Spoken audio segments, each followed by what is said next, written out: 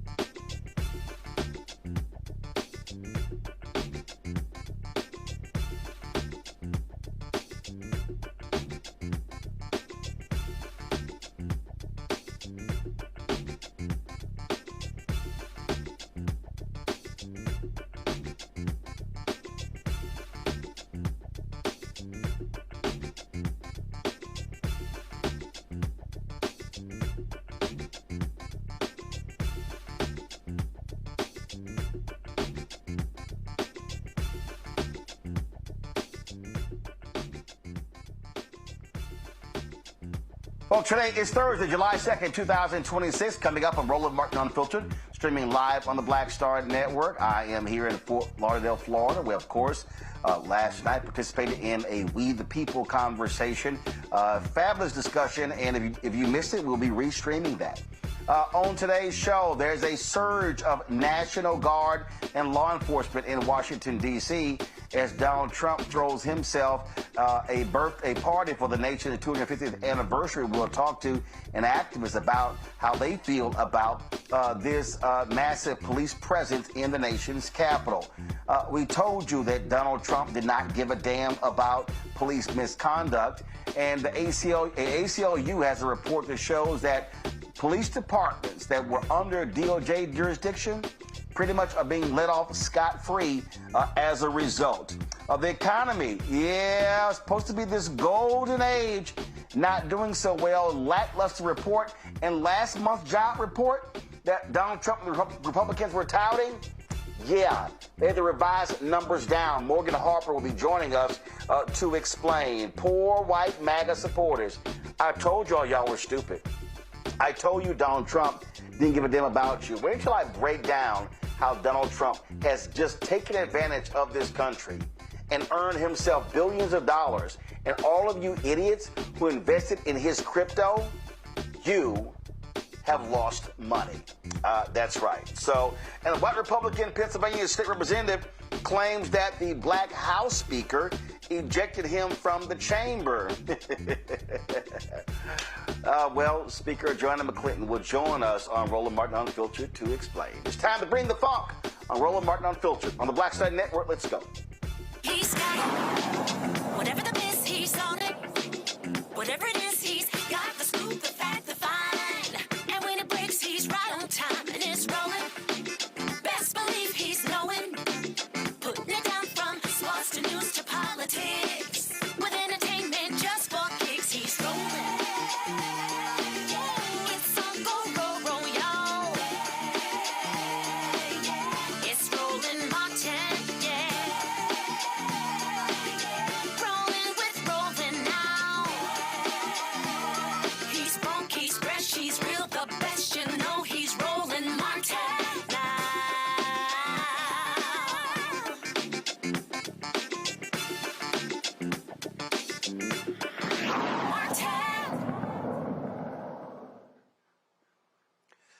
The death of one-year-old Cohen Wiley, who was shot and killed by cops in Senatobia, Mississippi, has been classified as a homicide. That one-year-old was shot and killed in a Walmart parking lot on June 14th during an attempted arrest of an alleged shoplifter. Well, newly released autopsy findings obtained by the family's legal team has raised questions about what the police say happened during the shooting. On Wednesday, family attorney Ben Crump addressed the findings, which he says contradicts what police said happened. And what we're trying to point out is that they need to show us what was warranted to shoot into this vehicle. There was a witness who told a family member that the car was going away from the officers when they shot. And so you see here to the right side, you have a bullet here on the right side of the windshield, and then you have the passenger right side door, the evidence that a bullet shot through that side of the car. And as you know, David Cohen and his mother was sitting in the right passenger side. That's very important as we try to solve a puzzle. And the reason we're having to try to solve the puzzle is because they won't release the video. Y'all do understand that. We wouldn't have to do all of this if they released the video. I mean, with the body camera, the dash cam on the vehicles, Walmart surveillance video. Y'all know Walmart got a lot of surveillance video. We are pretty confident if they release that video, it will show us exactly what happened. Right, Attorney Turner? And so I'm so grateful I got good investigators like Kareem Ali who were able to get photographs of the vehicle, even though the Mississippi Bureau of Investigation hasn't released anything to us. So you got right there Mama and baby Cohen in the car. And if you look at what Dr. Mitchell said, the shot was from a side, right side, and it went through his body, and it exited the left side. Not a front or back.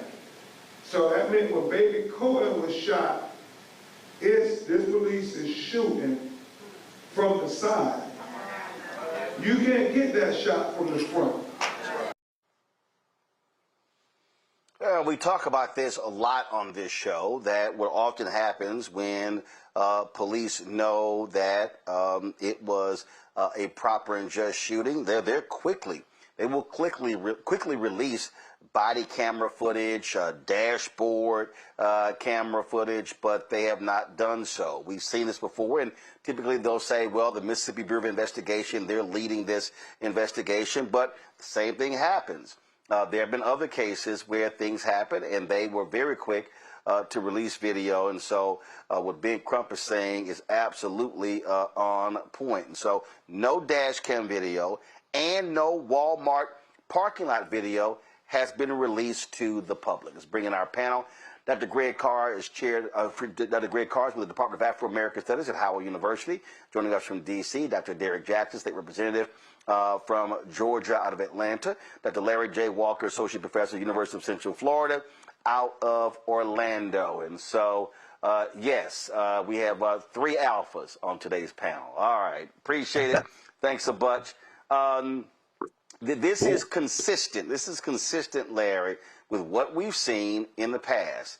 When police, when they know that they've screwed up, they will slow walk the body camera footage, the dash camera footage, and that's what you see going on right here. They're trying to outlast the outrage.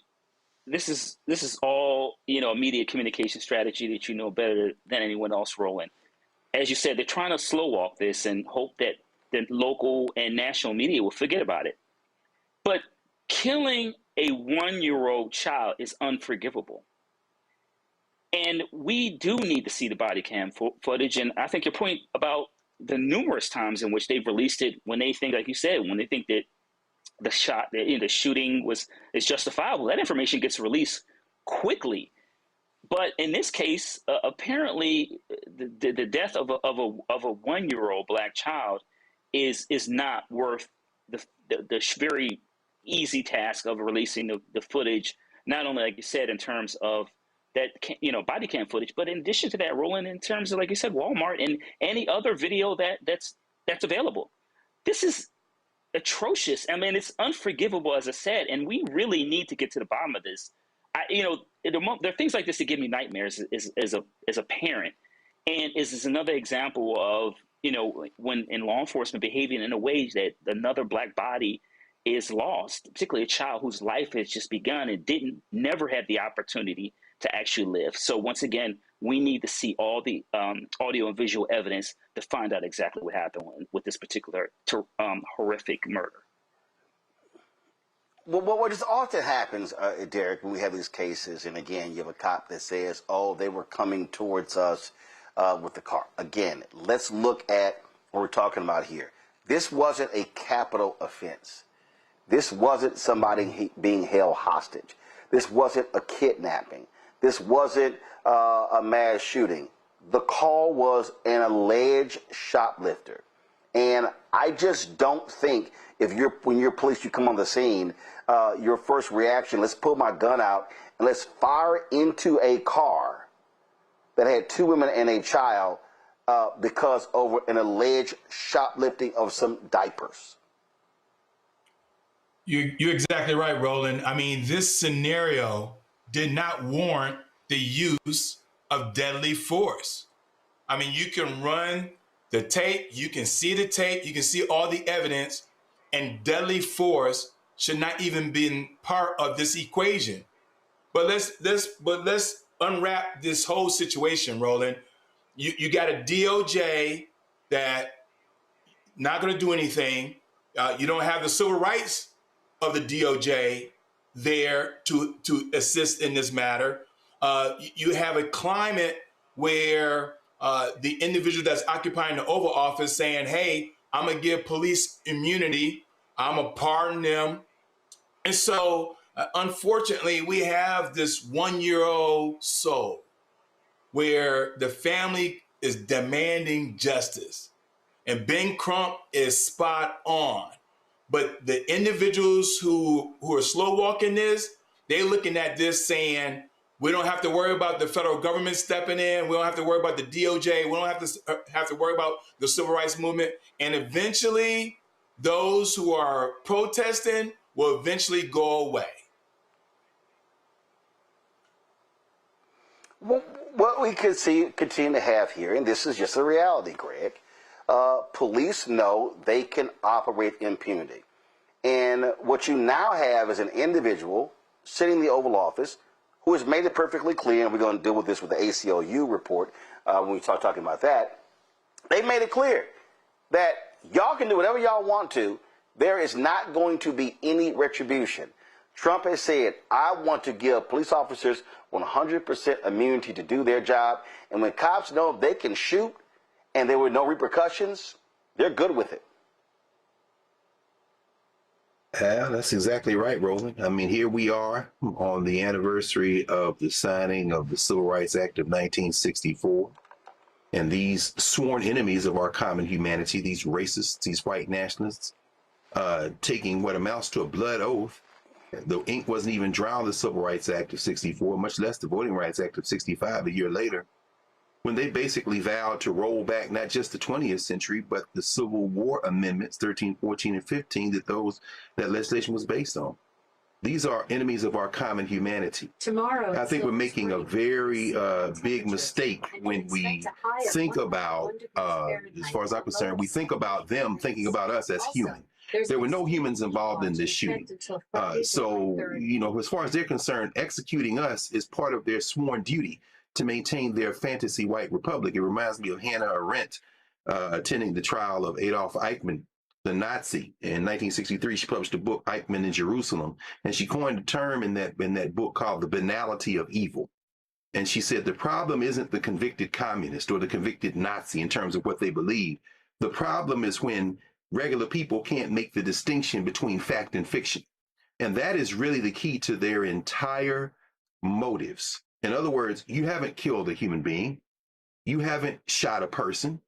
You must understand that when you're talking about black people, you're talking about no human involved. They're no different than a pig or a wooden shoe. And if we accept that banality of evil, then it leads to things that we've been seeing this week. I mean, now they're talking like, oh, yeah, we want to screen pregnant women coming from other countries to see if they got babies in them so we can stop birth tourism, as if that's a problem. I mean, they're talking so reckless now, and this is all part of it. So how do we fight it back? Well, you know, I'm going to say less about this at this point, but I think it begins with us never conceding the idea that we're not human. But I think we need to stop behaving as if they think we're human. I think that's a fatal mistake. And in this case, it was actually fatal. Here to watch this case and give you the latest of what takes place. All right, going to a break. We come back. We'll talk about how Donald Trump is literally just stealing money and how his supporters are beyond stupid. They're saying nothing about it. We'll also talk about the poorest jobs report that came up today as well. You're watching Roland Martin Unfiltered right here on the Black Star Network. All right, folks, let me tell you about Chapter. Now, if you're on Medicare or about to be, the system is not set up to work for you. Too much fine print, too many plans, and too many people making money off of your confusion. And look, we're used to this. We're no strangers to systems that don't have our best interests at heart. But we don't have to accept it when it comes to Medicare. That's why I'm telling you about Chapter. Their advisors are independent and honest. In fact, they're the only Medicare advisors that compare every plan nationwide. And they're focused on one thing: what works for you. If there's a better plan out there, they'll find it. If you're already in the right one, they'll tell you that too. There are no games. Just last year, people who switched with Chapter saved an average of $1,100. It's 20 minutes and a real person. It's completely free. My parents actually have already called. My mom sent me a text. Folks, give Chapter a call at 724-264-8281, 724-264-8281, and connect with someone you can trust. Folks, these are the kind of services that we need for our audience here at Roland Martin Unfiltered and the Black Star Network. So call Chapter right now, 724-264-8281. Folks, this episode is brought to you by Kalshi. It is the largest prediction market in the United States. Here's what makes Kalshi different. You're not playing against a house. Kalshi is peer-to-peer trading. You buy a yes or a no contract on whether something will happen, and you are trading directly against other users. Think of it like buying or selling a stock. The line isn't set by some algorithm working against you. It moves based on where the money goes. Public opinion sets the price. Right now, for instance, in the World Cup, Brazil is trading at 68%, meaning a $100 trade pays out $147.99 with a correct prediction. And as that probability shifts, you can buy in or out of your position at any time to lock in a profit or cut a loss. Now, Kalshi is CFTC approved. It is federally regulated, which is why it's available all across the country, including California and Texas. Download the Kalshi app and use the code SOCCER10, that's SOCCER10, to get $10 when you trade $10. You can also sign up at Kalshi, KALSHI.com/R/SOCCER10, which auto applies the code at checkout. Kalshi, KALSHI, trade. What's next? Medicine and science under attack. I want to keep you and your family informed and healthy. I'm Dr. Ebony Hilton, and I knew at the age of 8 that I wanted to be a doctor. So I studied hard and became the first African-American female anesthesiologist hired at the Medical University of South Carolina since its opening in 1824. And I always say I was made into a doctor, but I was born to be a mom. And as a new mom, wife, sister, daughter, and friend, I understand how frightening a medical crisis can be. I care for individuals on some of the worst days of their lives, and it's my mission to provide you with a safe space to gain clarity on issues affecting your mind, body, and soul. I recognize that there are health disparities, particularly as it pertains to race, and I want to help bridge the gap between you and your healthcare providers. Join me every Thursday for Second Opinion on the Black Star Network, where each week I'll invite experts from various medical fields to share the latest health news. We'll discuss topics such as the vaccine debate, mental and sexual health, medical bias, infertility, menopause, andropause, nutrition, and aging. Together with my medical colleagues, we aim to provide you with a second opinion. Don't miss it, Thursdays only on the Black Star Network. It's your boy Earthquake, giving Roland Martin something to do, because he don't know what to do. He's from Texas. Ain't his fault. 1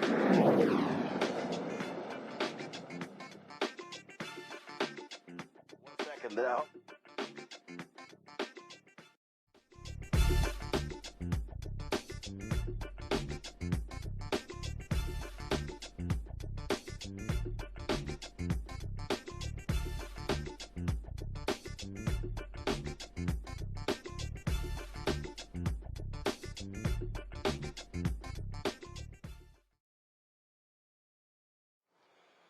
Folks, we told you, we warned you that if Donald Trump got back into the White House, they did not give a damn about any of the Department of Justice investigations that were launched against police departments in this country. We had a real civil rights division under the Department of Justice led by Christian Clark when Biden was president. Well, you don't have that now with that Harmoot, whatever the hell that nutcase is.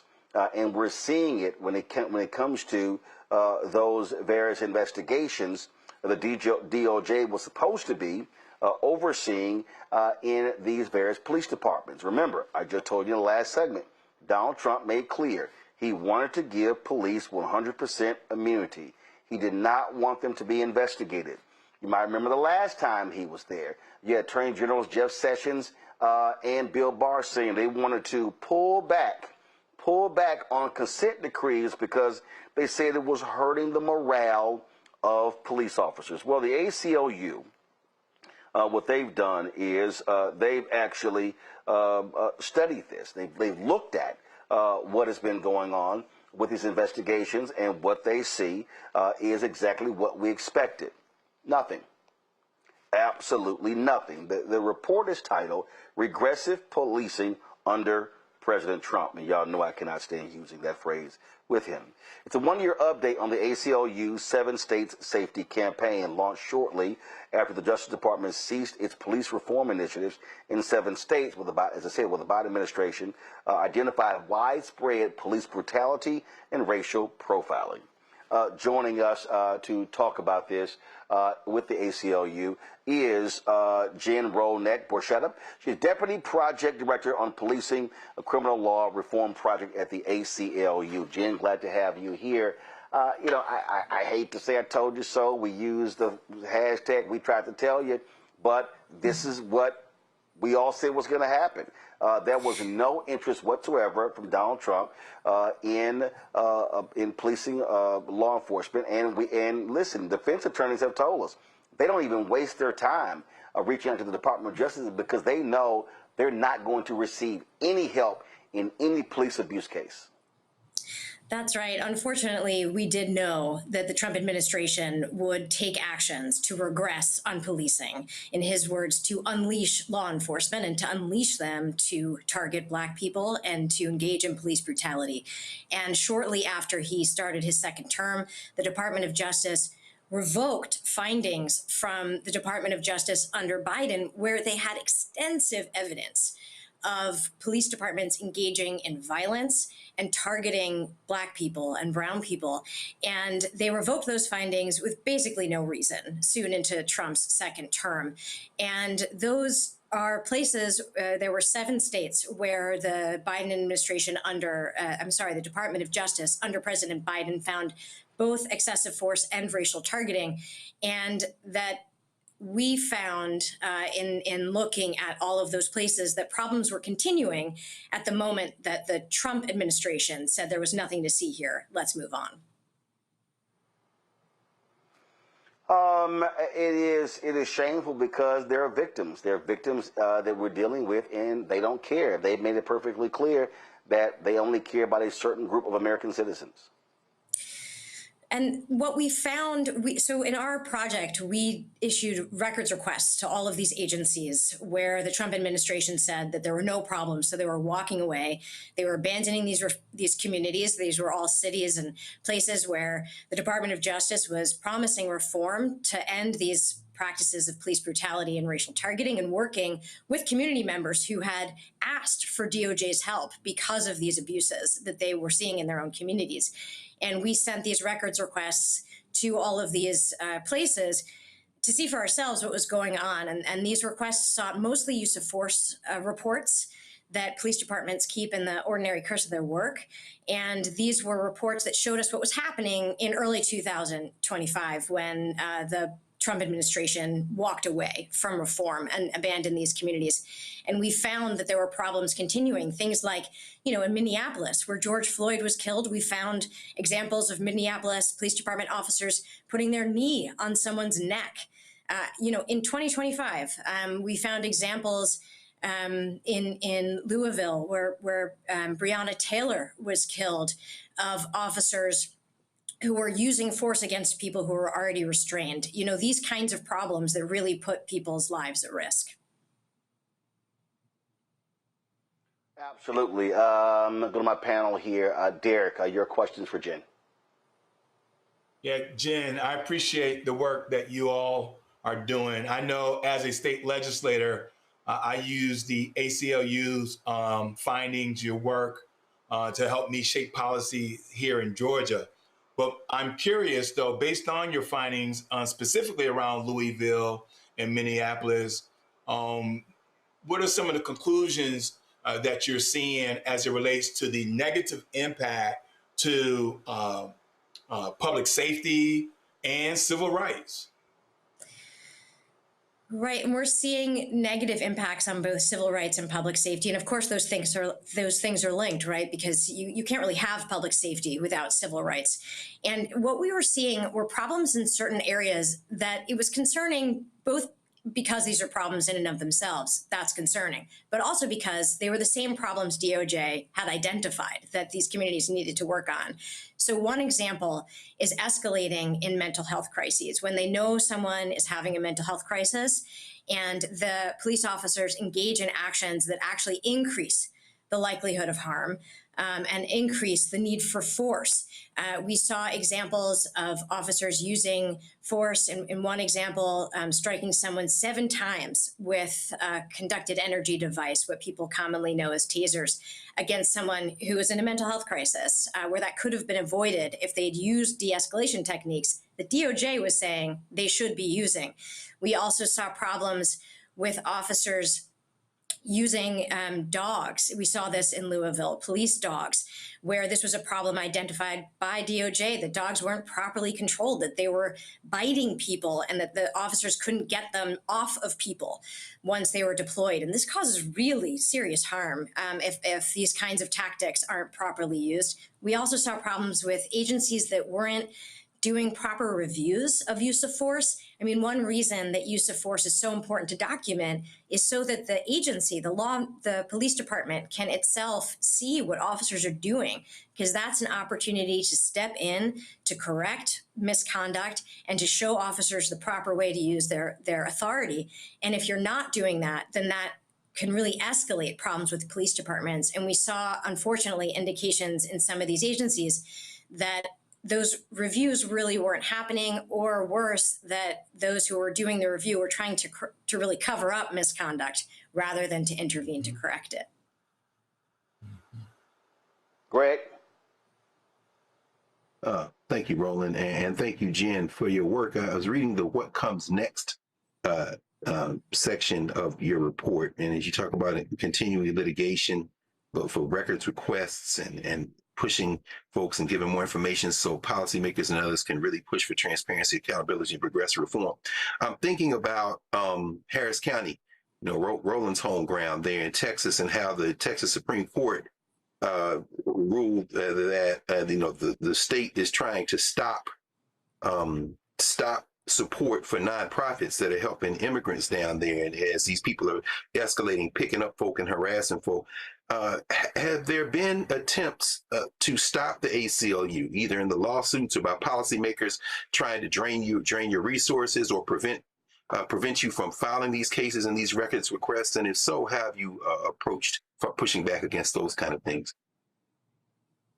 Absolutely. Unfortunately, there were a lot of agencies that really delayed in giving us information. And, this is information that under state laws, they have to turn over. And even though that obligation was really clear, a lot of these agencies really delayed. We had law enforcement agencies like in Memphis, where they just said no. They refused to provide any of this information that under state law they're required to give us until we filed lawsuits.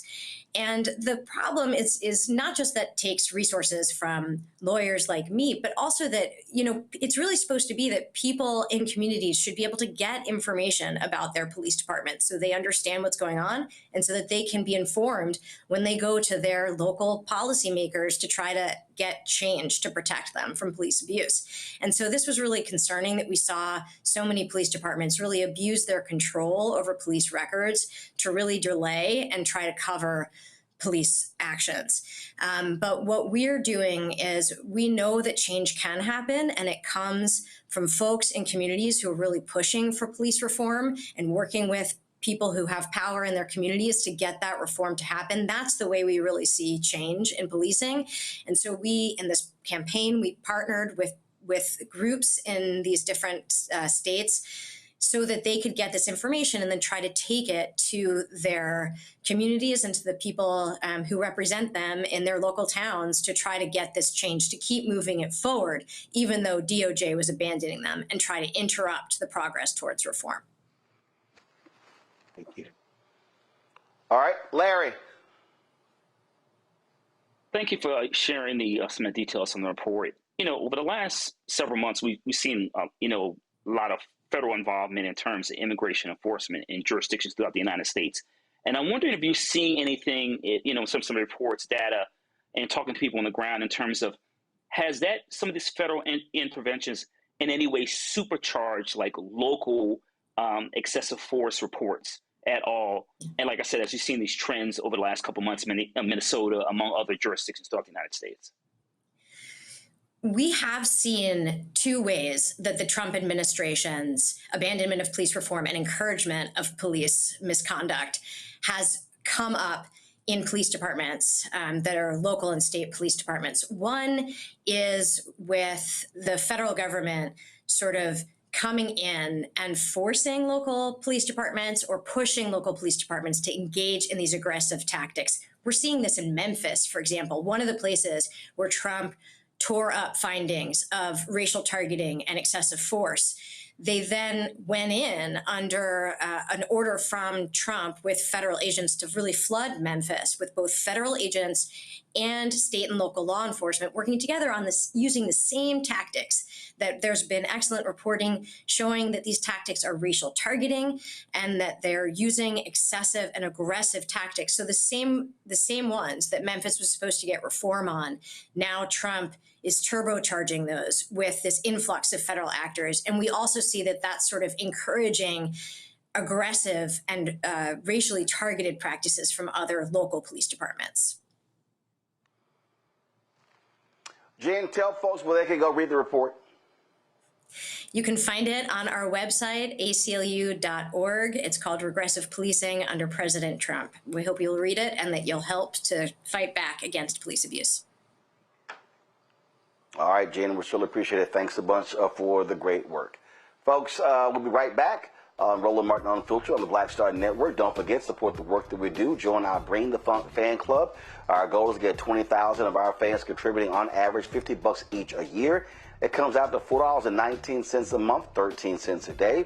You want to support our work via Cash App. Use a striped QR code. You see it right here. If you're listening, go to blackstarnetwork.com for ways to give. Checks and money order, make it payable to Roland Martin Unfiltered, P.O. Box 57196, Washington, D.C., 2003, 7-0196. PayPal's R. Martin Unfiltered, Venmo RM Unfiltered, Zelle, Roland at RolandSMartin.com, Roland at RolandMartinUnfiltered.com. We'll be right back.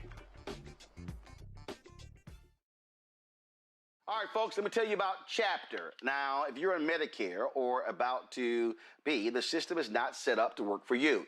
Too much fine print, too many plans, and too many people making money off of your confusion. And look, we're used to this. We're no strangers to systems that don't have our best interests at heart. But we don't have to accept it when it comes to Medicare. That's why I'm telling you about Chapter. Their advisors are independent and honest. In fact, they're the only Medicare advisors that compare every plan nationwide.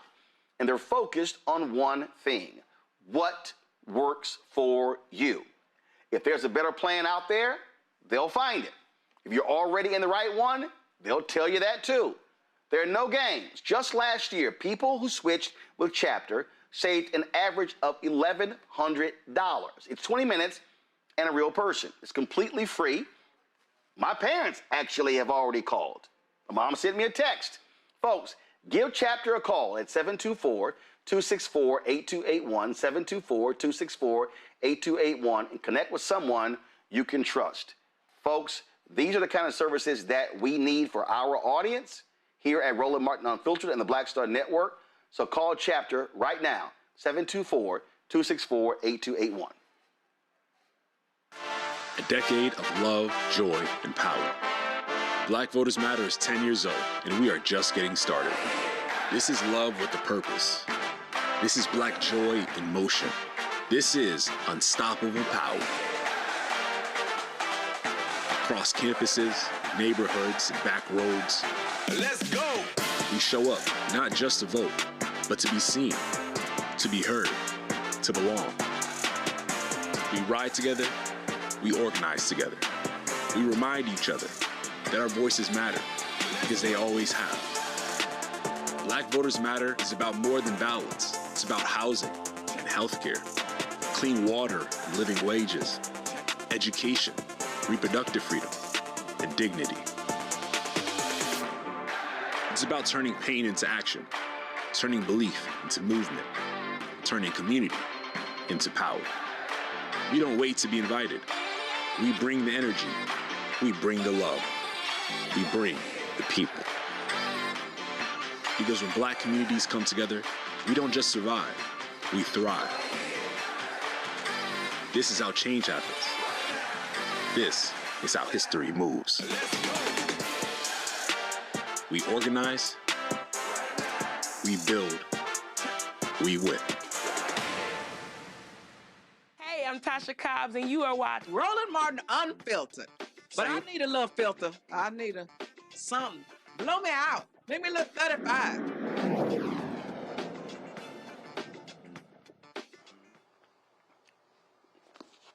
Folks, I have been reading Howard Bryant's book. You might have seen our conversation with him. It is called Kings and Pawns, Jackie Robinson and Paul Robeson in America. It's a fascinating book. And what it deals with this clash that took place between two individuals who actually never, ever met. I'm still stunned that Paul Robeson and Jackie Robinson never met, considering they were, in essence, two of the biggest Black figures in America at the time. And it talks about when how Branch Rickey pretty much wanted Jackie Robinson, and how he arranged and set it up for him to testify before Congress against Paul Robeson. And Paul Robeson was being branded a communist, and Paul Robeson wouldn't fall for the okie doke. And Robeson was making it perfectly clear that he was a patriotic American, but he was not going to simply have the same view of patriotism as white folks. And so Jackie Robinson was being hailed as the right African American, the right person. They love that phrase, be a credit to your race. And so Robinson testifies before the House Un-American Committee. But when you understand Jackie Robinson in this book, you'll see that as he continued his career, his view of America changed. His view when it came to the flag changed. When it came to the Star-Spangled Banner changed. In fact, if you read Jackie Robinson's book, I Never Had It Made, he said that he couldn't salute that flag and the Star-Spangled Banner because of how Black folks were treated. Then you start thinking about Black folks in the military. You start thinking about what they endured, and after World War I and World War II, Black soldiers were coming back, and there were fights in depots. Like literally, as they're getting off of the trains, how in World War II, Nazi prisoners of war were put in the cars ahead of Black soldiers, and these were Nazis. We can go on and on and on. And so what white folk don't seem to understand is Black folks' perspective of American patriotism is far different from theirs. It's apple pie. It's everything is great. America is wonderful. That is not how Black folks actually see it. And Associated Press did a poll dealing with this whole issue, and it shows you the different view. 3 out of 10 African Americans said that they display the American flag. Just 22% view it as a unifying symbol. In contrast, 55% of white Americans see the flag as a unifying symbol. Researchers explain that many Black respondents have a different perspective on the flag due to the historical context of slavery, segregation, and ongoing racial discrimination. Participants also say the flag represents not only what Black Americans have fought to achieve, but also the freedoms the country has yet to deliver. You've heard me say this also. Every time you see an instance of police brutality, there is a U.S. flag that is on the shoulder of that police officer. So this poll is not shocking to me, Greg. And this right here is the point that a lot of people don't seem to really understand. In fact, I'm going to pull it in a second. We're going to play it. There's been a lot of conversation when Obama answered a question about white slaveholders and was still calling them genius. And folks are like, man, what the hell are you talking about? And this is the thing that people don't get. And Greg, in light of folks who don't understand how W.E.B. Du Bois laid this out. This view for black people, that it's this sort of, this two-face, this two-ness, and how we've seen this country, and we still view this country in a completely different way than white folks, even if you're an African American of means and you have risen to a certain level. Yes, sir. Well, I mean, I think for Dr. Du Bois, as for so many others, the idea of patriotism is the problem. In many ways, patriotism is a step toward fascism. And for Dr. Du Bois, who talked, as you said, in the souls of black folk and for a decade of the 20th century about that double consciousness, whenever feels his consciousness as an American and Negro, two warring souls in one dark body whose dogged strength alone keeps it from being torn asunder. That's a problem that Du Bois grappled with, but he lived another 60 years. And by the time he left for Ghana, and of course you stood at his gravesite, you stood at the gravesite of W.B. Du Bois and Shirley Graham Du Bois there in Accra. He understood that he was a citizen of the world, as was Paul Robeson. And of course, anybody who has missed the conversation you had with our brother Howard Bryant around Kings and Pawns owes it to himself, I think, to go back and watch that in the Black Star Network archive. Because Howard does trace that fight, the 1950s, the so-called Red Scare. The Red Scare relied on the idea of patriotism to try to split black people in the United States off from the struggles around the world. And they were largely successful. So many Negroes wrapped themselves in the flags, but not the rank and file black folk. We're talking about the kind of black elites who may try to negotiate differently than the masses of black people. When we see our friends, we just passed the birthday of Dory Ladner, the late Dory Ladner ancestor. Her sister Joyce still lives here in the D.C. area, Hattiesburg, Mississippi. Those SNCC students waving flags weren't doing it out of patriotism. They were doing it to raise the question of the hypocrisy. How dare you assault us with these flags? They stood outside the funeral at 16th Street Baptist Church. There's a famous picture of Dory Ladner standing there with an American flag next to Donna Moses, now Marimba Ani, as we know. And I raise all that to say this, finally. The question of patriotism is really, in many ways, the question of how you try to mash everybody into one concept of being human and cover it up with a lie. Sinclair Lewis, the writer, said that when fascism comes to America, it will be wrapped in the flag and carrying a cross. And so black people reject that, including black people in the military. You will never find me waving an American flag. And as Jack Robinson said, he could not stand for it when he, as you said, and I never had it made. He said, I can't stand for it. This man was a veteran who they tried to run out of the army. This is a man who had near the end of his life, he didn't even make it to 60 years old. Hair snow white with diabetes. His wife, Rachel, who still walks the earth, is like, the stress alone sent my husband to an early grave. Jack Robinson was like, I will not salute the flag. I know what it cost. And so, yeah, it's a complicated story, Roland. I'm glad you're raising it here on the eve of the 4th of July, because it's not something that black people talk about publicly much, it seems to me. Larry, we're going to be airing after this show the famous Frederick Douglass speech, what does it mean to the slave of the 4th of July? And what I had a bunch of different entertainers and others and activists who read different portions of that speech. And I thank Pauletta Washington, Sam Jackson, and others who did it. And so we run that every year about this time. And when I think about that, I think about those amazing Harlem Hellfighters, World War I, who saw more combat than anybody else. More than 3,000 went to World War I. Half came back. And how they were received by the French. And how the French embraced them and shared with them. And then a memo was written. Now these are black soldiers fighting on behalf of the United States. And a memo is written and is sent to the French to admonish them to stop treating the black soldiers so well. The memo says, don't do this because they might have other feelings about how they should be treated when they come back home. They wanted the French to engage in Jim Crow segregation against black troops and and the French were like, the hell y'all talking about? These are American troops.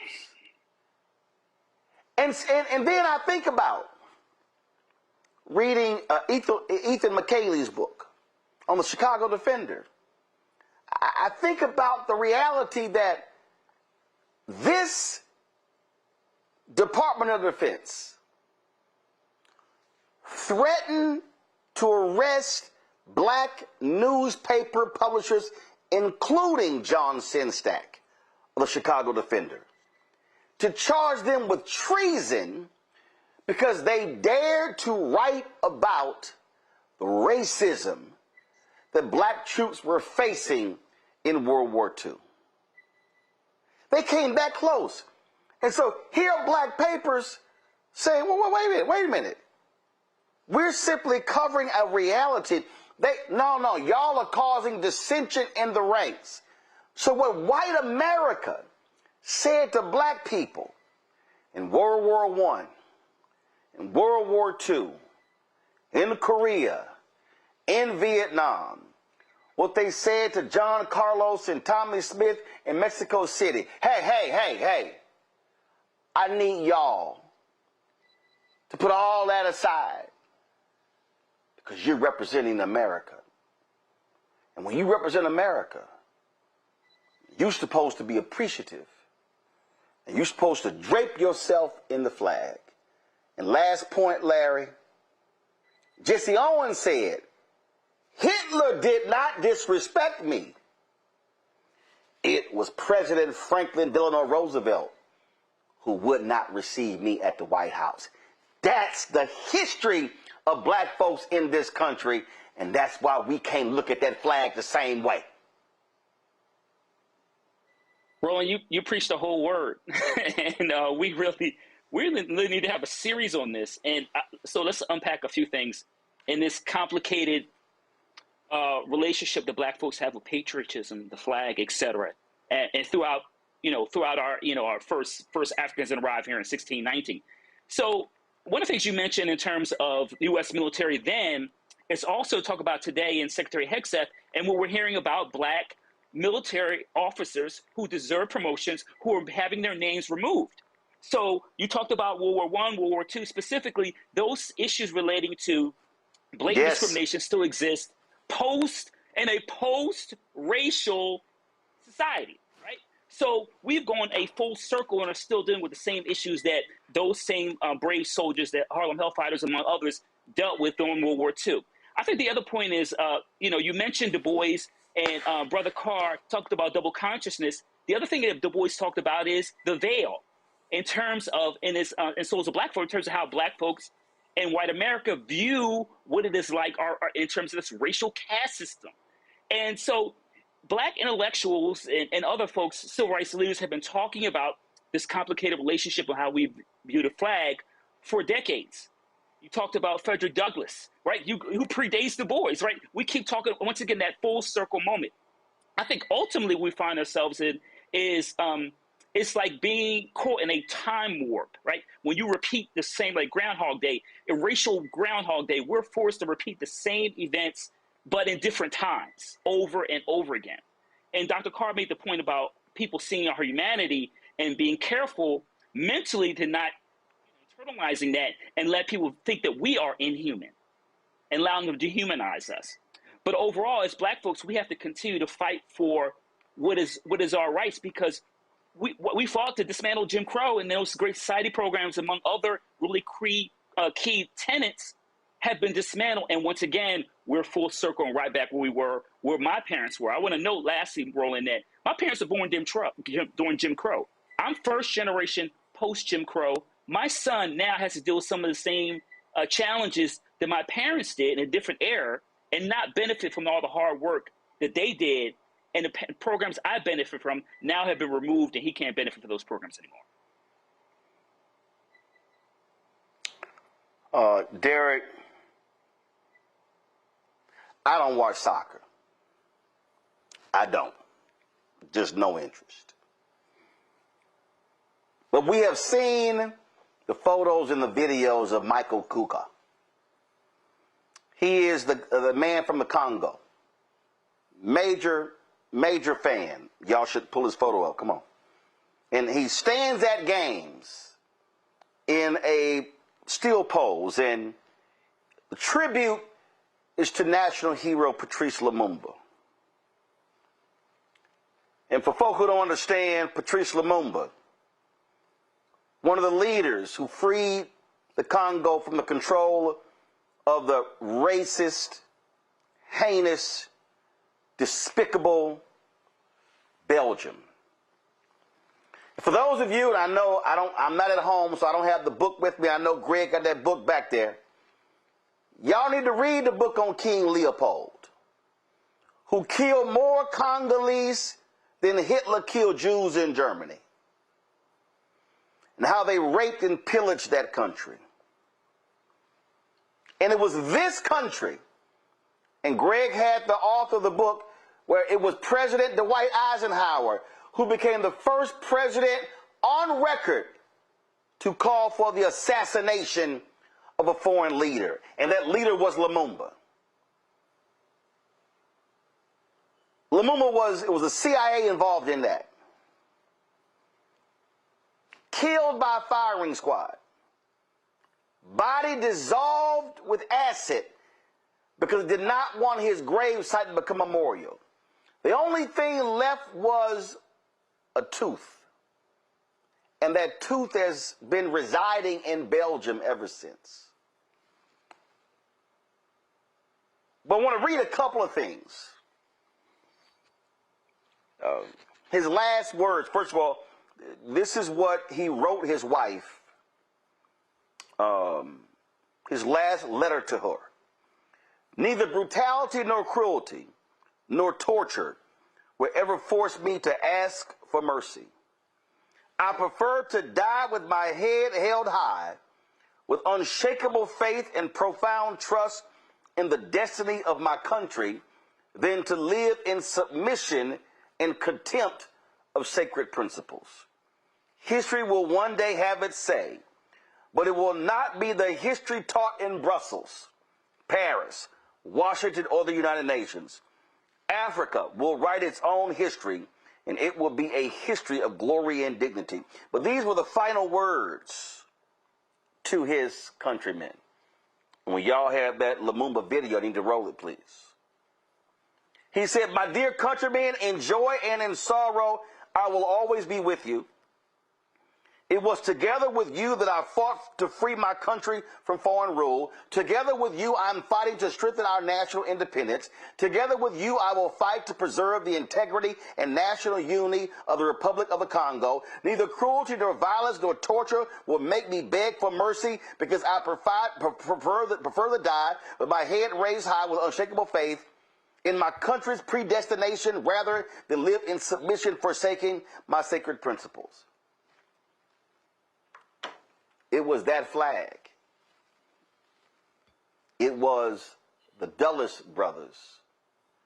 It was this country that killed him, that led to the devastating reign, deadly reign, evil reign of Mobutu.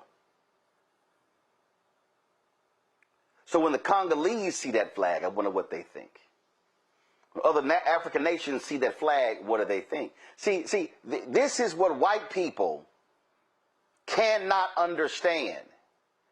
What they cannot, that's why in our studio, I have that poster from Birth of a Nation from Nate Parker, where the American flag has a noose around his neck. We simply do not see the flag in the same way that they do, because they do not have our life story.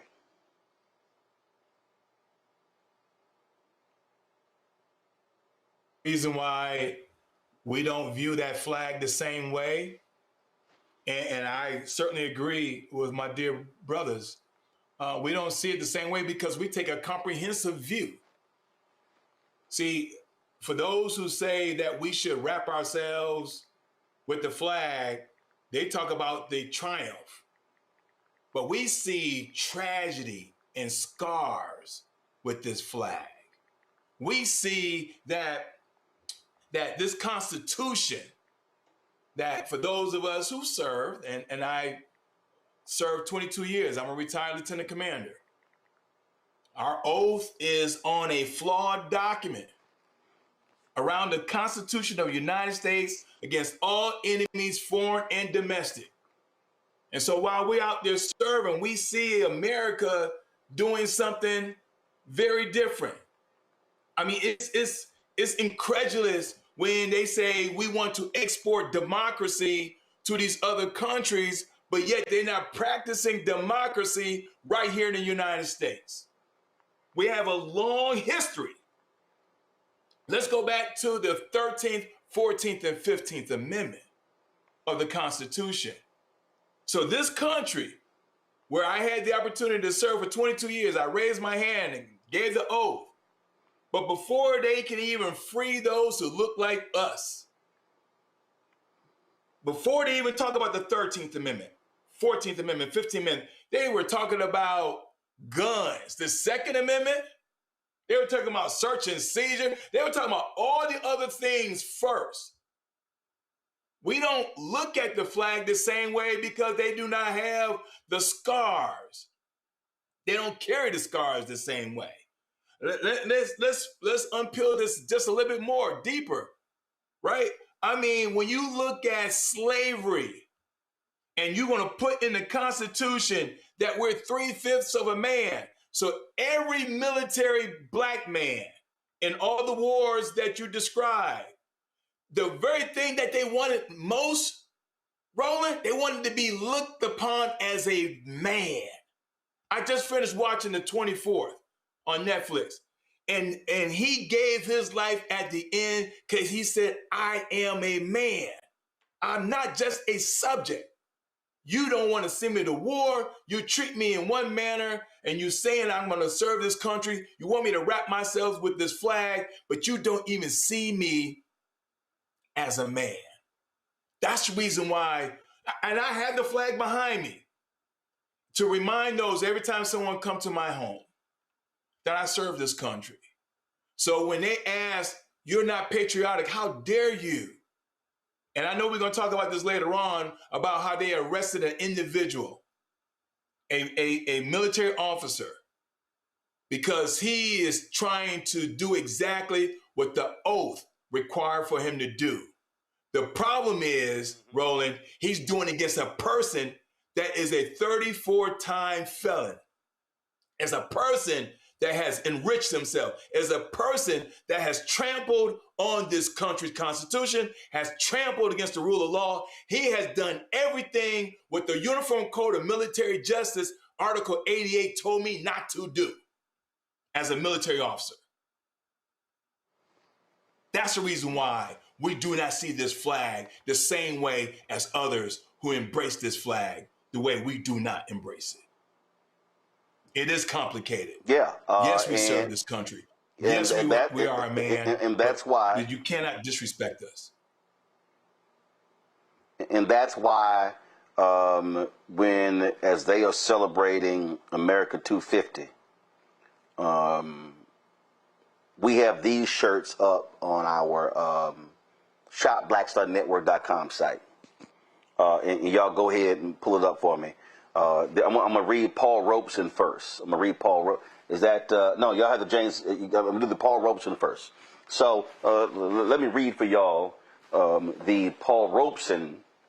And again, see, what Donald Trump has done, Donald Trump wants to present that other view, that other perspective of American history. And see, what they want to do is they want to present the whitewashed view of American history. But for us, it's about truly sharing with you what freedom fighters stood for. This was what Paul Robeson said. This is our home, and this is our country. Beneath its soil lie bones of our fathers. For it, some of them fought, bled, and died. Here we were born, and here we will stay. And we're actually making a change. We're going to put America 250 above that. See, I want us to have a different perspective. This is the James Baldwin shirt. I love America more than any other country in this world. And exactly for this reason, I insist on the right to criticize her perpetually. That's why we have a different perspective of the flags. Quick break, we come back. We'll chat with Morgan Harper about the new job numbers and what happened to this golden economy we were promised. You're watching Roland Martin Unfiltered on the Black Star Network. All right, folks, let me tell you about Chapter. Now, if you're on Medicare or about to be, the system is not set up to work for you. Too much fine print, too many plans, and too many people making money off of your confusion. And look, we're used to this. We're no strangers to systems that don't have our best interests at heart. But we don't have to accept it when it comes to Medicare. That's why I'm telling you about Chapter. Their advisors are independent and honest. In fact, they're the only Medicare advisors that compare every plan nationwide. And they're focused on one thing: what works for you. If there's a better plan out there, they'll find it. If you're already in the right one, they'll tell you that too. There are no games. Just last year, people who switched with Chapter saved an average of $1,100. It's 20 minutes and a real person. It's completely free. My parents actually have already called. My mom sent me a text. Folks, give Chapter a call at 724-264-8281, 724-264-8281, and connect with someone you can trust. Folks, these are the kind of services that we need for our audience here at Roland Martin Unfiltered and the Black Star Network. So call Chapter right now, 724-264-8281. Melanie Campbell, National Coalition on Black Civic Participation and Black Women's Roundtable. And we are watching Roland Martin Unfiltered all day, every day, 24/7. Spread the word.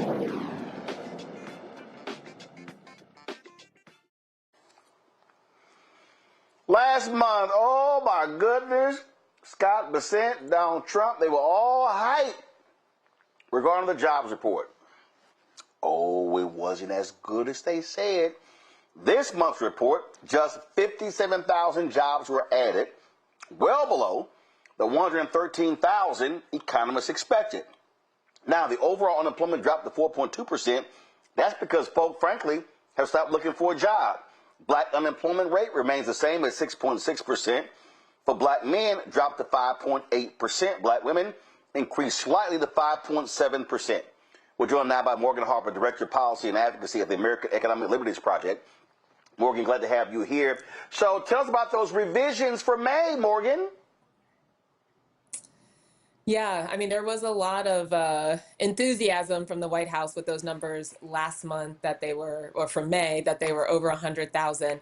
But, you know, as we discussed, even within those, there was some more nuance. But now we are getting confirmation that there has to be a downward revision of tens of thousands. And so I think over the last 2 months, the revision now, it's lowering it by over 70,000 jobs in total, which is, you know, pretty significant. But like we talk about, I mean, we have been talking about the last couple of years, Roland, you know, we have to kind of take these things as a snapshot.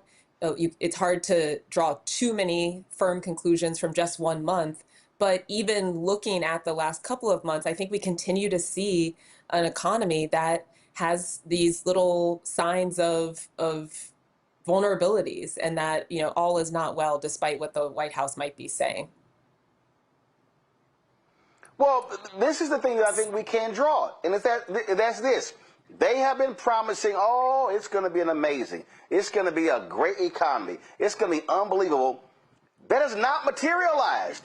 And they could, I mean, in fact, I think CNN or MS Now, one of them, put a mashup together of all of these moving of the goalposts when it comes to this economy, and they keep promising, oh, no, the next quarter is going to be amazing. It's going to be stunning. It's going to be incredible. It hasn't happened. Yeah, and I think this month, seeing that we have just over 50,000 jobs now, the White House and some of the analysts on Wall Street that are responsible will be like, well, that's growth that's happening. But you dig in and kind of like one of the things you highlighted at the beginning, you see folks that are not getting full-time work, even though they want to be working. So folks that are stuck in part-time jobs, that seems to be increasing. And actually, if you look at those that are working more in part-time than full-time, that unemployment, you're seeing that unemployment rate of 7.9%. So that does feel a little bit more like a statistic that is incorporating the facts of reality that people are experiencing. As yes, I might have a job, but I'm not working as many hours that I would like to, or that I could be working. And it's not the type of stable job that someone might be looking for. I think another interesting indicator right now is, connected to that labor force participation and how that might be declining, is people who are out of work are staying out of work longer, and much more so than even a year ago. That share is up to 27.3%. And then, in terms of the age group, where who are these people that would be working more if they could, but they aren't?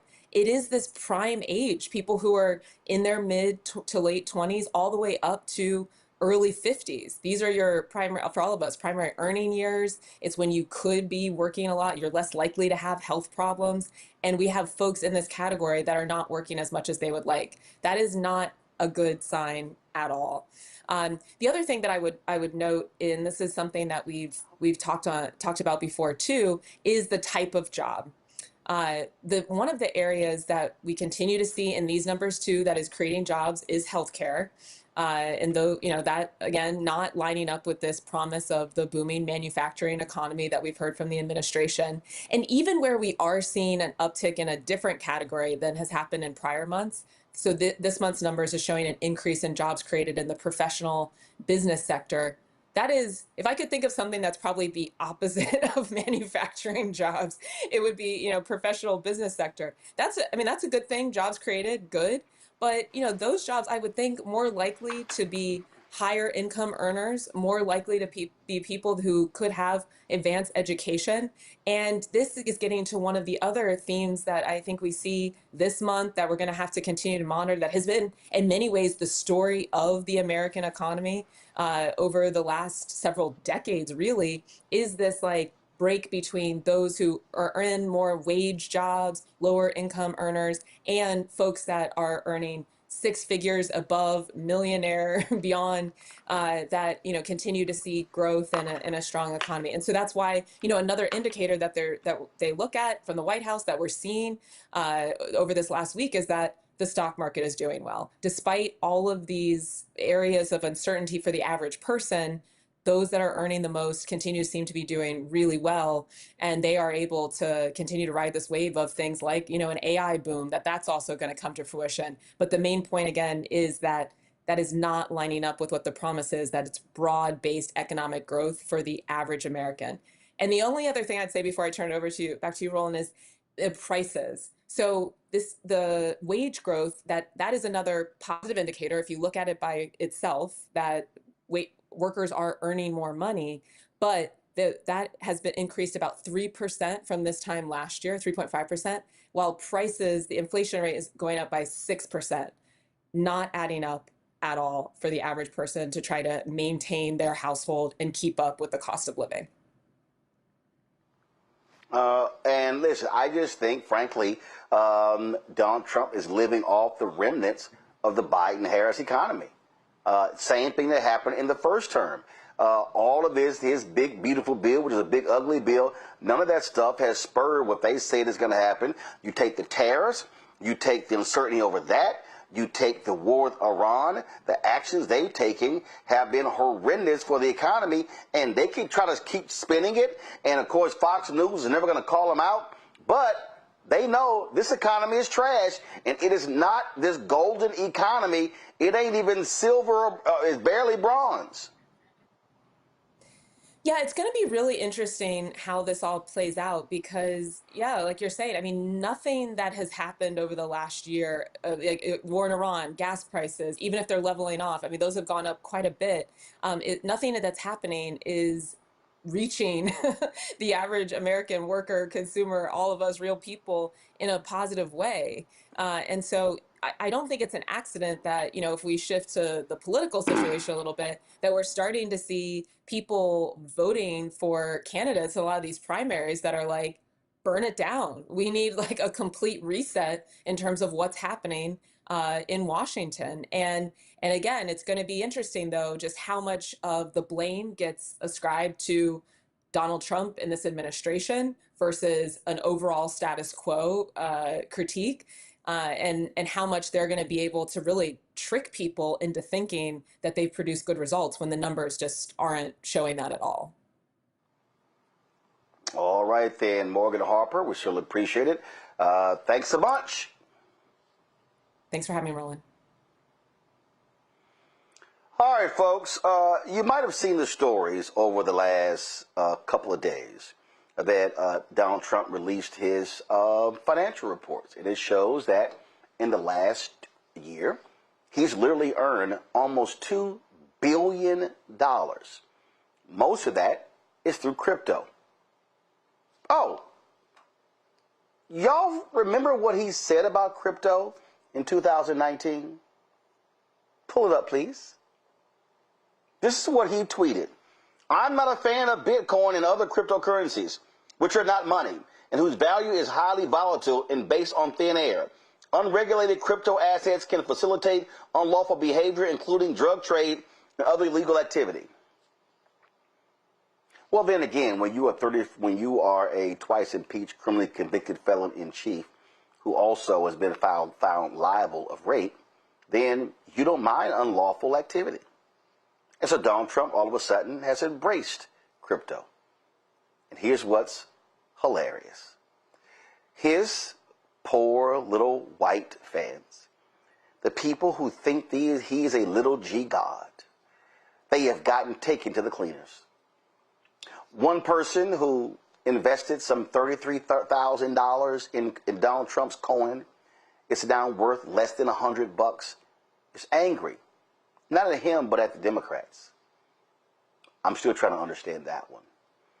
These people have been taken to the cleaners, and they still love him to death. Y'all heard me say he wouldn't even let these people walk through his hotel lobby. And what we are seeing is the greatest crime of anyone in the Oval Office. Y'all, you know it's bad when the Rupert Murdoch-owned conservative Wall Street Journal in an editorial calls out the way Donald Trump has enriched himself. And y'all, they ain't even hiding this. You've got Peter Navarro literally calling the Defense Department, telling them, no, y'all loan this company $600 million that Donald Trump Jr. is an investor in. Oh, and again, Trump's financial report, again, that's just him. That doesn't cover Ivanka, Eric, and Donald Jr. and his other two children. Folks, we are seeing this nation ripped off. That BS state fair, oh my God, Democrats are alleging that there were donors who were going to give to the official America 250 committee were being diverted to Donald Trump's group. He's using taxpayer money to do all sorts of things. And then, of course, this is him bragging that, oh, I'm the first person who's in the Oval Office who doesn't accept my salary.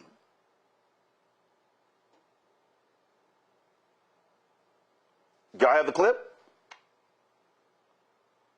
So, this is what's crazy. I want to bring in Tim Wise right now. Tim has been on the show before. Tim, anti-racist educator. Tim, you've called these people out in speeches and others. And I'm just sitting here going, don't you idiots, we try to tell you idiots this. That man don't care about y'all. He ran for president again to stay out of jail, and so he can get rich. And the broke white folks who love him, who buy, them fools bought his little cheap ass watch. They bought the watch. They buy his coins. They buy his Bibles. They buy all this stuff. And you know what, Tim? To him, they're nothing but marks. They're just marks. So check this out. Trump, in the last year, tax documents show, Trump made $10 million. He made $4.7 million on those cheap ass watches, $1 million on the art of the deal, $208,000 on the God Bless the USA Bible with Lee Greenwood. His Trump coins manufactured by a Chinese company, $493,000. Trump's 2023 picture book, A MAGA Journey, $552,000. How to Get Rich book, $15,000. A picture book of letters written to Trump called Letters to Trump, $590,000. His 2024 picture book, Save America, $1.89 million. The Trump sneakers and fragrances, $67,000. The 45 guitar, $35,000. The Think Like a Champion book, $5,000. Why We Want You to Be Rich book, $2,500. The Way to the Top book, $1,000. And all his broke ass supporters, they're at the bottom. Right. Well, the problem, you know, is that when you have, in fact, been taken for a ride the way that these people have been, and for so long, the challenge is that I think there comes a point, there's a tipping point where being able to acknowledge that you've been a sucker becomes almost impossible, right? You get to a point where you just can't face the fact that you have been taken for a ride the way that they have been by such a con man. And so you have to rationalize what you've done. And one of the best ways that you can rationalize it, of course, is by reminding yourself, well, at the very least, this guy hates the people I hate, right?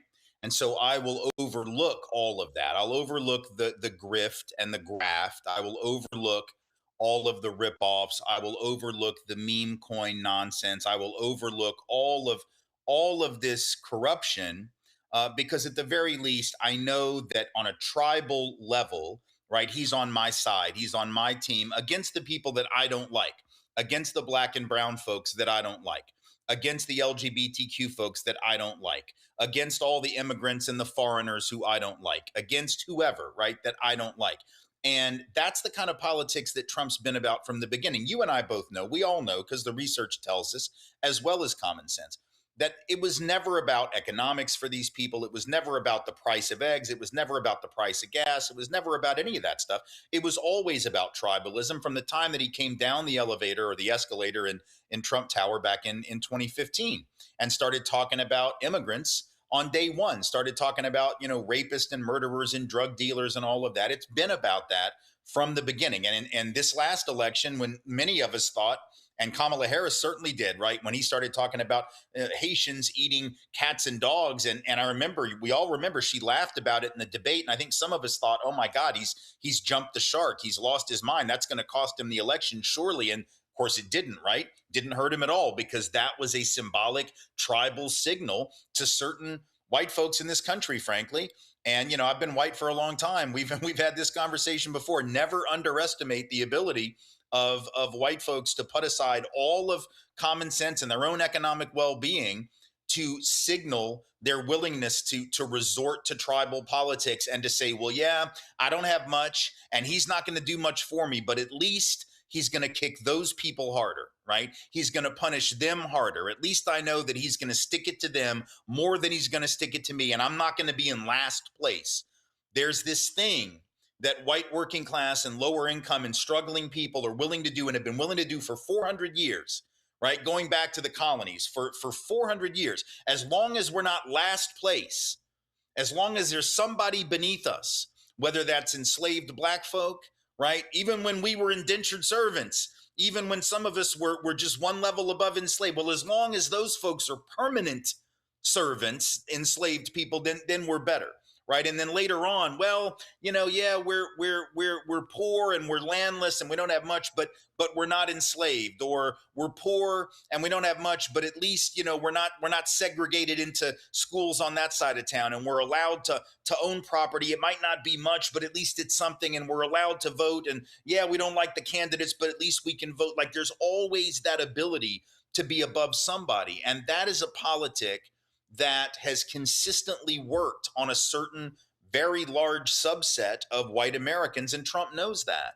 And that's why he knows that he can get away with all of these things, because there are enough people who will give him a pass on that. And that's the thing that I think Democrats haven't been able to figure out, right? They just haven't been able to figure out, how do you respond to a politician? Because they continue to think that if they just talk about affordability, if they just have a good plan to bring down prices, that all of a sudden white folks will go, oh, okay, you've got a better, broadband internet access in rural America, really? Let me sign up for that. Oh, you've got a plan to lower the price of eggs? Oh, okay, well then I'll vote for you. But the reality is Democrats have had better plans for that, and it didn't work. Democrats have had better policy positions, and it doesn't work because they're not willing to confront openly the bigotry and the racism, and to say openly that we are going to confront this legacy of racism in America and demand that America be something better, because they're afraid to challenge anti-Blackness. And as long as they're afraid to do that, we're going to keep marinating in it like we have for 400 years. I specifically told Senator Bernie Sanders, I told Senator Elizabeth Warren and others, y'all need to be talking to white folk. Y'all need to be going to those places and looking them in the eye and say, listen, I said this to Obama in the White House, and I said this to Valerie Jarrett. I said, man, why y'all going to the suburbs of Virginia and Ohio touting the Affordable Care Act? I said, no. Y'all need to go to the reddest, whitest, sickest parts of Alabama, Mississippi, South Carolina, and look them in the eye and say, I passed this for y'all, because y'all are the sickest people in the state. But they don't want to do that. And what you have here, you have the richest cabinet in American history, led by this thug-in-chief. And Democrats should be sitting here saying, yeah, you want to know why your farmers, why y'all filing for bankruptcy? Because that fool sat here again, issued the tariffs. Oh, and while he's issuing the tariffs, he made off with $2 billion in crypto money, and y'all ain't making none. I would be sitting here, all these people, so I just saw some machinist lost $34,000, and this fool is sitting here blaming Democrats because he lost it. No, that's your boy. It is known. The Atlantic has a story where it is well known that you can buy a pardon for at least $2 million and you good. Right. And they need to be and let me be clear. They can talk about that corruption, and they should, but they need to be saying to these white voters specifically that while he is making off with all this money, please pay attention to what he's telling y'all, which is that the reason you're in pain is because of black folk taking your money, because of Somalian fraud, not his fraud, not rich white man fraud, but Somalian fraud. He's playing hide the ball. He's playing 3-card Monty. He's playing, he's doing some David Copperfield nonsense, right? He's playing a magician's trick. So it's fraud, all right. But it's rich white dudes like him. And meanwhile, he's telling you it's black folk. He's telling you it's brown folk, right? So that you'll be mad at them. So you've got to kill two birds with one stone. Yeah, you can talk about corruption and the oligarchy and all the stuff Bernie likes to talk about and those folks like to talk about. But you've got to also make it clear to these folks that the anti-blackness and the anti-brown bigotry is the weapon that is being used to trick them. You cannot run from that. And what bothers me about the Democratic Party, and what bothers me about certain folks on the left of the Democratic Party, is they don't mind talking about the rich folk stuff. They don't mind bashing rich folk as rich folk. They'll talk about class all day long. They'll talk about the oligarchy.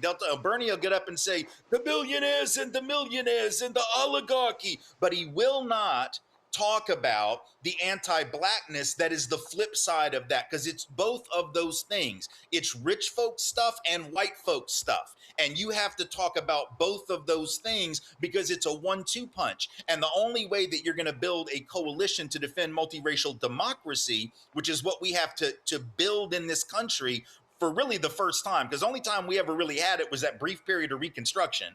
And it got overthrown just like they're trying to overthrow it right now and are effectively doing that. The only way you're going to build it is to call out the rich folk stuff for sure, because the overthrow of Reconstruction was also on behalf of the planter class that was that oligarchy. But you got to also call out the white supremacy. And I'm afraid they're afraid to do that.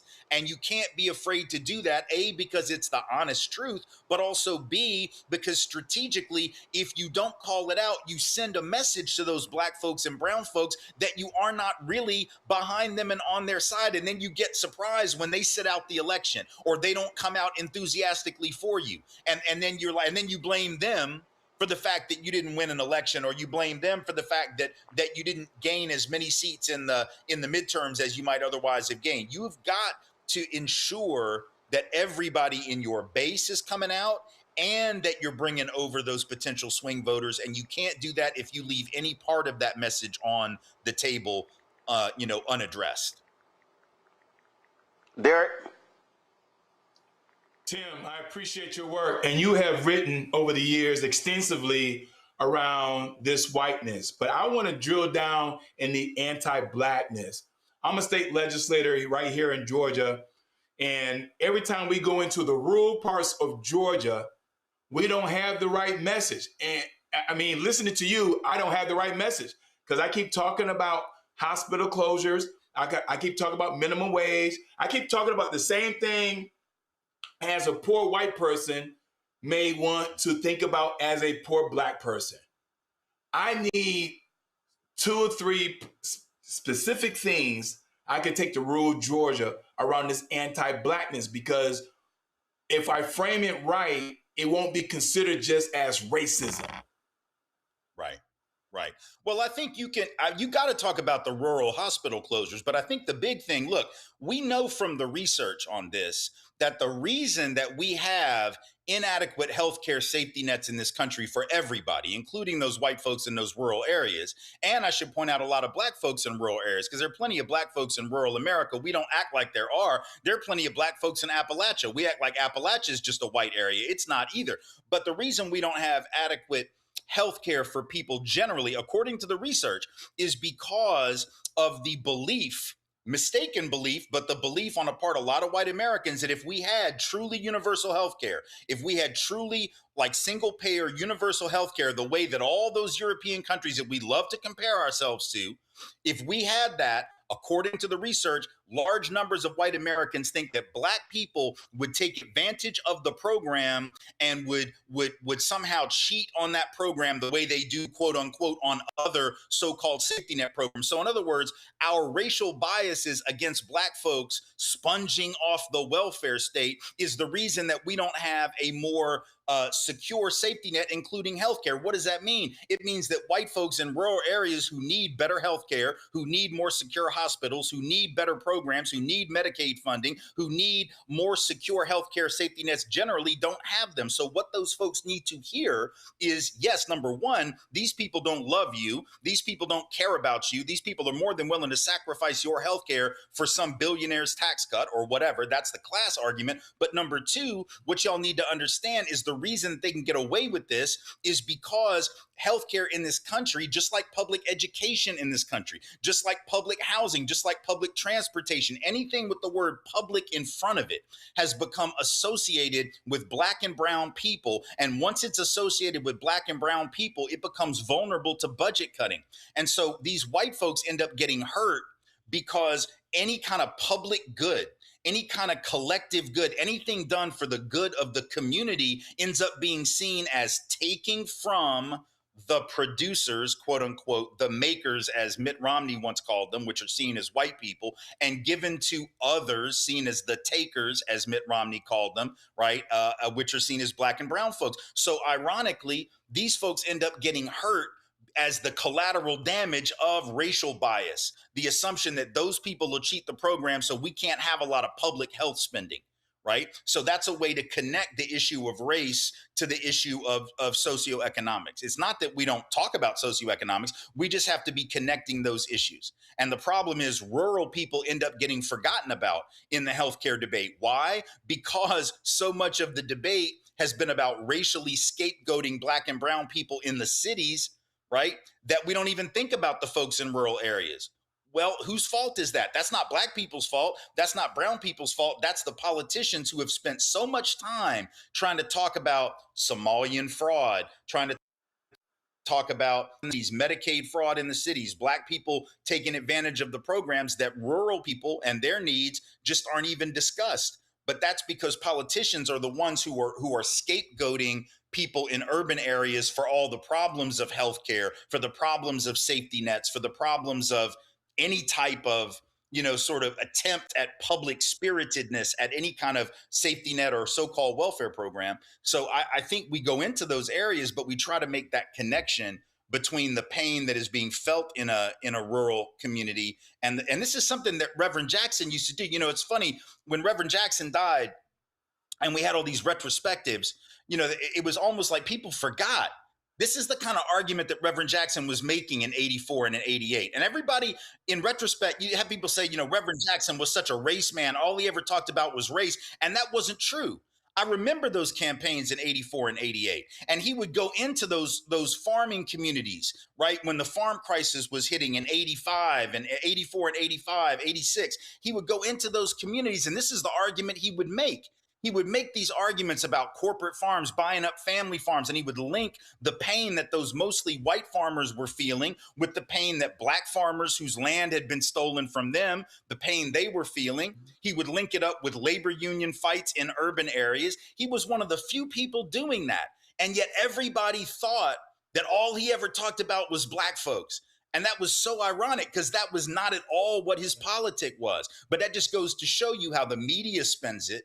The media acts like all Black folks ever talk about is Black folks, when Black folks actually have the most ecumenical politic of all, talking about everybody's needs, and it's white politicians who ignore Black folks' needs. Larry and Greg, and I literally. By the way, I want to say hi to left. Greg. I haven't seen Greg in a minute. I need to say hi to my high here. school friend, who I have not seen in a minute.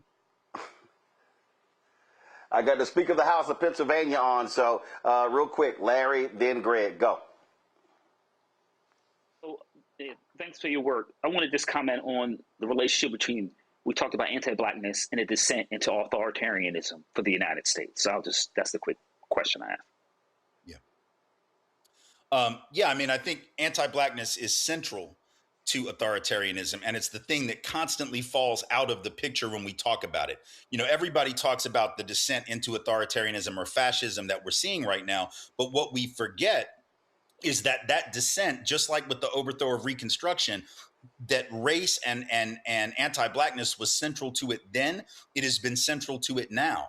That democracy and its opposite, authoritarianism in this country, has never existed separate and apart from the issue of race and anti-Blackness. It has always been the canary in the coal mine. It has always been the cutting edge of that descent into authoritarianism. It has always been the first thing that happens, the first community that gets sacrificed. If you look at history, every time you see the word compromise in front of a policy, right? Whether we're talking about the Compromise of 1877, whether we're talking about the Missouri Compromise, whether we're talking about, you just look at any kind of thing that says compromise, whose interests are usually getting compromised at the end of that, sentence, at the end of that policy. It's usually Black folks who are getting compromised, right? Their interests, their needs are being the ones that are getting the 3/5 compromise, right? Whose interests are getting compromised. So every time that we move away from democracy, typically, traditionally, the interests that are being compromised are going to be those of Black people. And so right now, when we talk about the movement away from democracy, we see what the Supreme Court has just done in the Calais decision. We see what the Supreme Court has done with the revocation of temporary protected status. Look at who that is disproportionately affecting. Look at the rhetoric that is being used in that decision. You see over and over and over again in court decisions and legislative actions and executive orders from the president, that as we move into a more autocratic administration, an autocratic future, that almost every single one of those decisions is rooted in anti-Black animus. And yet the Supreme Court does nothing about it. In fact, you have Samuel Alito saying, even with the rhetoric aimed at Haitians that is clearly racist, you have a Samuel Alito saying, well, that's not obviously racist, it's just heated rhetoric. So what the Supreme Court has now said is that it's racist to do anything to increase the number of Black students in colleges and universities. It's racist to increase the Black political power by refusing to dilute their vote, but it's not racist to call Haiti a shithole nation and to say that Haitians are eating animals and that they are dirty and poisoning the blood of the country. That's the kind of rhetoric that is now normalized by the Supreme Court. And that is the kind of descent into authoritarianism that we're seeing right now. There's a reason that the attacks on voting after 2020, right? Where were the places they were investigating? Atlanta, Philadelphia, Detroit. Why? We know why. We know why they were focusing on those communities. We know why they were going after those areas. We know why all the attempts to crack down on quote unquote voter fraud are focusing on Black communities. We understand that, right? Because those are the areas that they are essentially saying, these are the people we don't want voting. These are the people that are not legitimate voters. These are, there's a reason that North Carolina, when they set out to introduce voter ID initially, according to the courts, they targeted Black voters, according to the opinion of the court, with laser-like precision, literally asking for information on what kinds of voter ID did Black people have less than other forms of ID, because that was the kind of ID they wanted to require. Right. The kind of ID that Black people didn't have was the one they were gonna require, right? So you can see the kind of deliberate way in which anti-Blackness is at the core of this. Greg Carr. Thank you, Roland. It's always good to see you, Tim, man. We rep in Nashville. But I'm going to ask you very quickly, just a quick question. As it relates to the country, I don't think this is a nation. It's a country with a lot of different nations in it. And Gary Chambers would say, organize the people who are unorganized and maybe pay less attention to try to recruit some of these folks who have clearly seen themselves as outside of the circle. My question to you is about style, message and messenger, how it works, whether it be Zoran Mamdani or we see Malak Kiros in Colorado, Chris Rabb in Pennsylvania and so forth. Yeah. Thinking about John Ossoff in Georgia, he seems to have struck the right chord. I don't know if you saw him going after Jared Kushner a couple of days ago. Any thoughts on how perhaps the messenger meets with the substance and maybe distinguish between somebody like John Ossoff in Georgia and maybe James Tallarico in Texas in terms of trying to perfect a message that will bring enough people together who haven't been organized to do that work? And finally, I would say the revolt is going to come from the provinces. I think we too often take a bird's eye view of the United States as if all these people think alike. There are a lot of white people who don't think like those white folks, and a lot of Black people who are just unorganized, and some who think like Trump thinks. Now, he's an avatar. Where does style fit in this? Yeah, no, I think you're absolutely right. I got about 9. Tim, 1 second. Yeah. Tim, I got about 90 seconds because I got to get to the Speaker of Pennsylvania. Go. Gotcha. No, I think you're right. I think it does matter. And I think Ossoff and Tallarico have a style that certainly appeals to a lot of folks that need to be brought into the discussion. I think style is going to matter differently in different places. And I think we have to be open to the fact that in certain communities, one style is going to work. In other communities, other styles are going to work. I don't think we can dictate that from above. I think there's some places that are going to respond to a Tallarico and an Ossoff. Other places going to respond to someone maybe a bit different. But I think the key is we have to be on message with a clear, articulated argument that we're not going to stand for this kind of divide and conquer, this kind of anti-Blackness, pitting people against one another for the benefit of a handful of elites who are using racism in the same way that they have been using racism and anti-Blackness for hundreds of years, that it just can't stand. That message has to be delivered regardless of the style. Well, all I'm saying to all these poor white MAGA folks, y'all got played. We tried to tell you, and trust me, y'all life ain't going to be better with him being there. Tim Wise, I appreciate it. Thanks a lot. Thank you so much. Good to see y'all. Y'all, this is a pretty one. A white Republican in Pennsylvania who arrived on the House floor wearing an American flag-themed suit jacket says he was told to either take it off or leave the floor. Eric DeVonzo claims that the Speaker of the House, Joanna McClinton, who was African-American, called his jacket a costume and demanded that he either take it off or leave. Listen to him. This is a jacket that my wife had bought me. You know, back home in the district, this is America's 250. We went to a couple 250 events. We love our country. We love America. So I'm happy to put this on. I'm proud to wear this. That is a very colorful jacket that the representative is wearing today. Very patriotic, I see, my friend. Everybody loved it. Come up, people gave me hugs, shaking my hands. Hey, this is great. I walked in on a floor like I always do, shaking everybody's hands. I make my rounds. Speaker McClinton's asking you to leave the floor. And I'm like, what for? And he said, well, she doesn't like your outfit. She says it's a costume. I'm like, what? And he goes, yeah, it's something you wouldn't wear every day. And I'm like, listen, I would wear this back home, and I'm going to wear it again. 2 to 3 minutes later, one of the security guards come up, tapped me on the shoulder, and he said, hey, the speaker's going to ask you to leave or take your jacket off. America's 250. 4th of July is 4 days away. It's a holiday weekend coming up. Why not wear it? I introduced Made in America amendments. I'm the chairman of the America First Caucus. I just introduced a bill last week that we give everybody in PA, every household, $250 to celebrate America. This wasn't a costume. This is something that I truly believe in. I'm a patriot. Instead of taking my jacket off, I'll see you later. We have an affordability crisis. People can't afford stuff. Instead of coming out here and doing the people's work, no. What are we focused on? We're focused on bullshit issues like this jacket, right? No reason whatsoever. Do the job for the people. Well, Speaker McClinton joins us right now. I'm glad to have you here on Roland Martin Unfiltered. He's really in his feelings. What happened here? He's in his feelings, and it's good to be here. Happy birthday to the great nation we call home, Roland. It is not uncommon for my colleagues on both sides of the aisle from time to time, depending on what's happening in the calendar, to kind of push the envelope and say, hey, I'm going to be funny. I'm going to wear this on the floor of the House. Now, here's the thing. I am the elected Speaker of the House, but I am not in charge of what folks are doing in their office, the hallways, in the front steps of the Capitol, certainly not in their districts. But when we are on the floor of the House, just like every other great job in this great nation, there is a dress code, Roland. And my colleague knows that that was not a part of the dress code. In fact, it's not in the regular men's suit sections in any store that sells work clothes. And he wants to celebrate. We all want to celebrate. I'm going to be out in Philly on Saturday. The country was born here. What you talking about? America first. I'm all about it. Believe in this country so much, I signed up to run for office. Now, listen, Roland, I'm not just the House Speaker. I'm an attorney, I'm a preacher, and I hold the line for integrity and in following the rules. And in fact, it was many speakers before me that decided in Harrisburg that our state House floor is not for jokes, games, laughing moments, running out to the press. If you ask me, Roland, this seems like it was all planned, all strategic, and just another distraction. Because what we should have been doing on July the 1st is working on the state budget.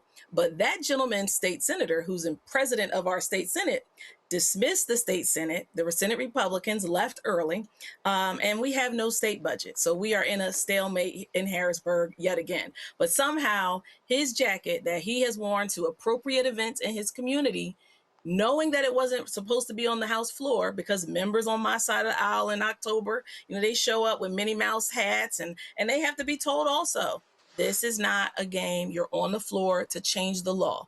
You are here. You're going to be dressed appropriately. But we see every now and again, there's another MAGA distraction where folks are not complying. And we just listen to everybody on your broadcast talking about anti-racism. I won't go too far and want to exactly know why this was all set up and how you just conveniently run into a camera crew right outside of the floor of the House where that clip was taped. But you tell me what you think.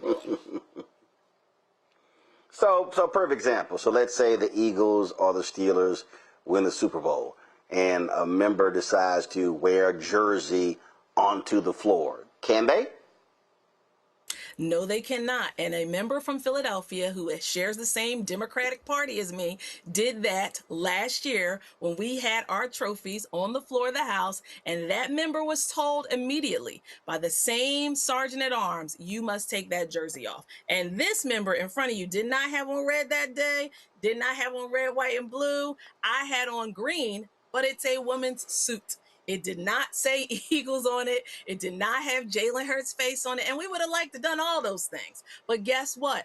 I set the example by following the rules. And I'm up there on the microphone, go Birds, but I didn't show up. I have an Eagles jersey that says speaker on the back of it. I didn't wear it to the floor of the House, but I had it on in my office.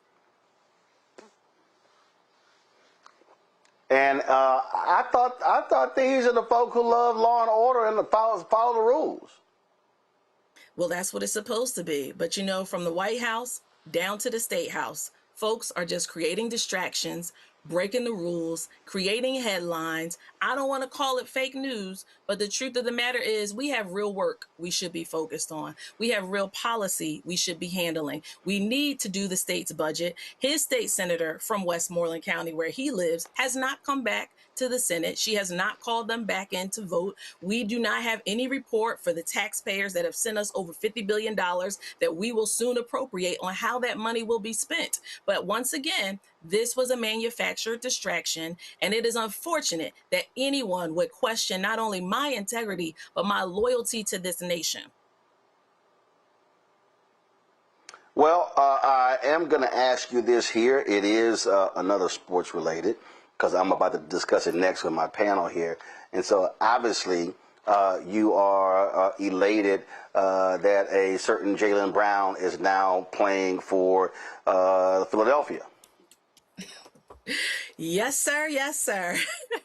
My beloved Sixers got as far as we could, but New York showed us up and they went on to win. Shout out to the New York Knicks, Knicks in 5. They took care of business, but we needed some added help, and I'm so excited he's coming to Philly. All right, then. Well, we appreciate you joining us. Enjoy the holidays and be well. Thanks a lot. You too. All right, then, y'all. Boy, these folk love when they love flag stuff. All right, real quick with our panel here. Y'all heard me mention Jaylen Brown's been traded from the Boston Celtics to the Philadelphia 76ers.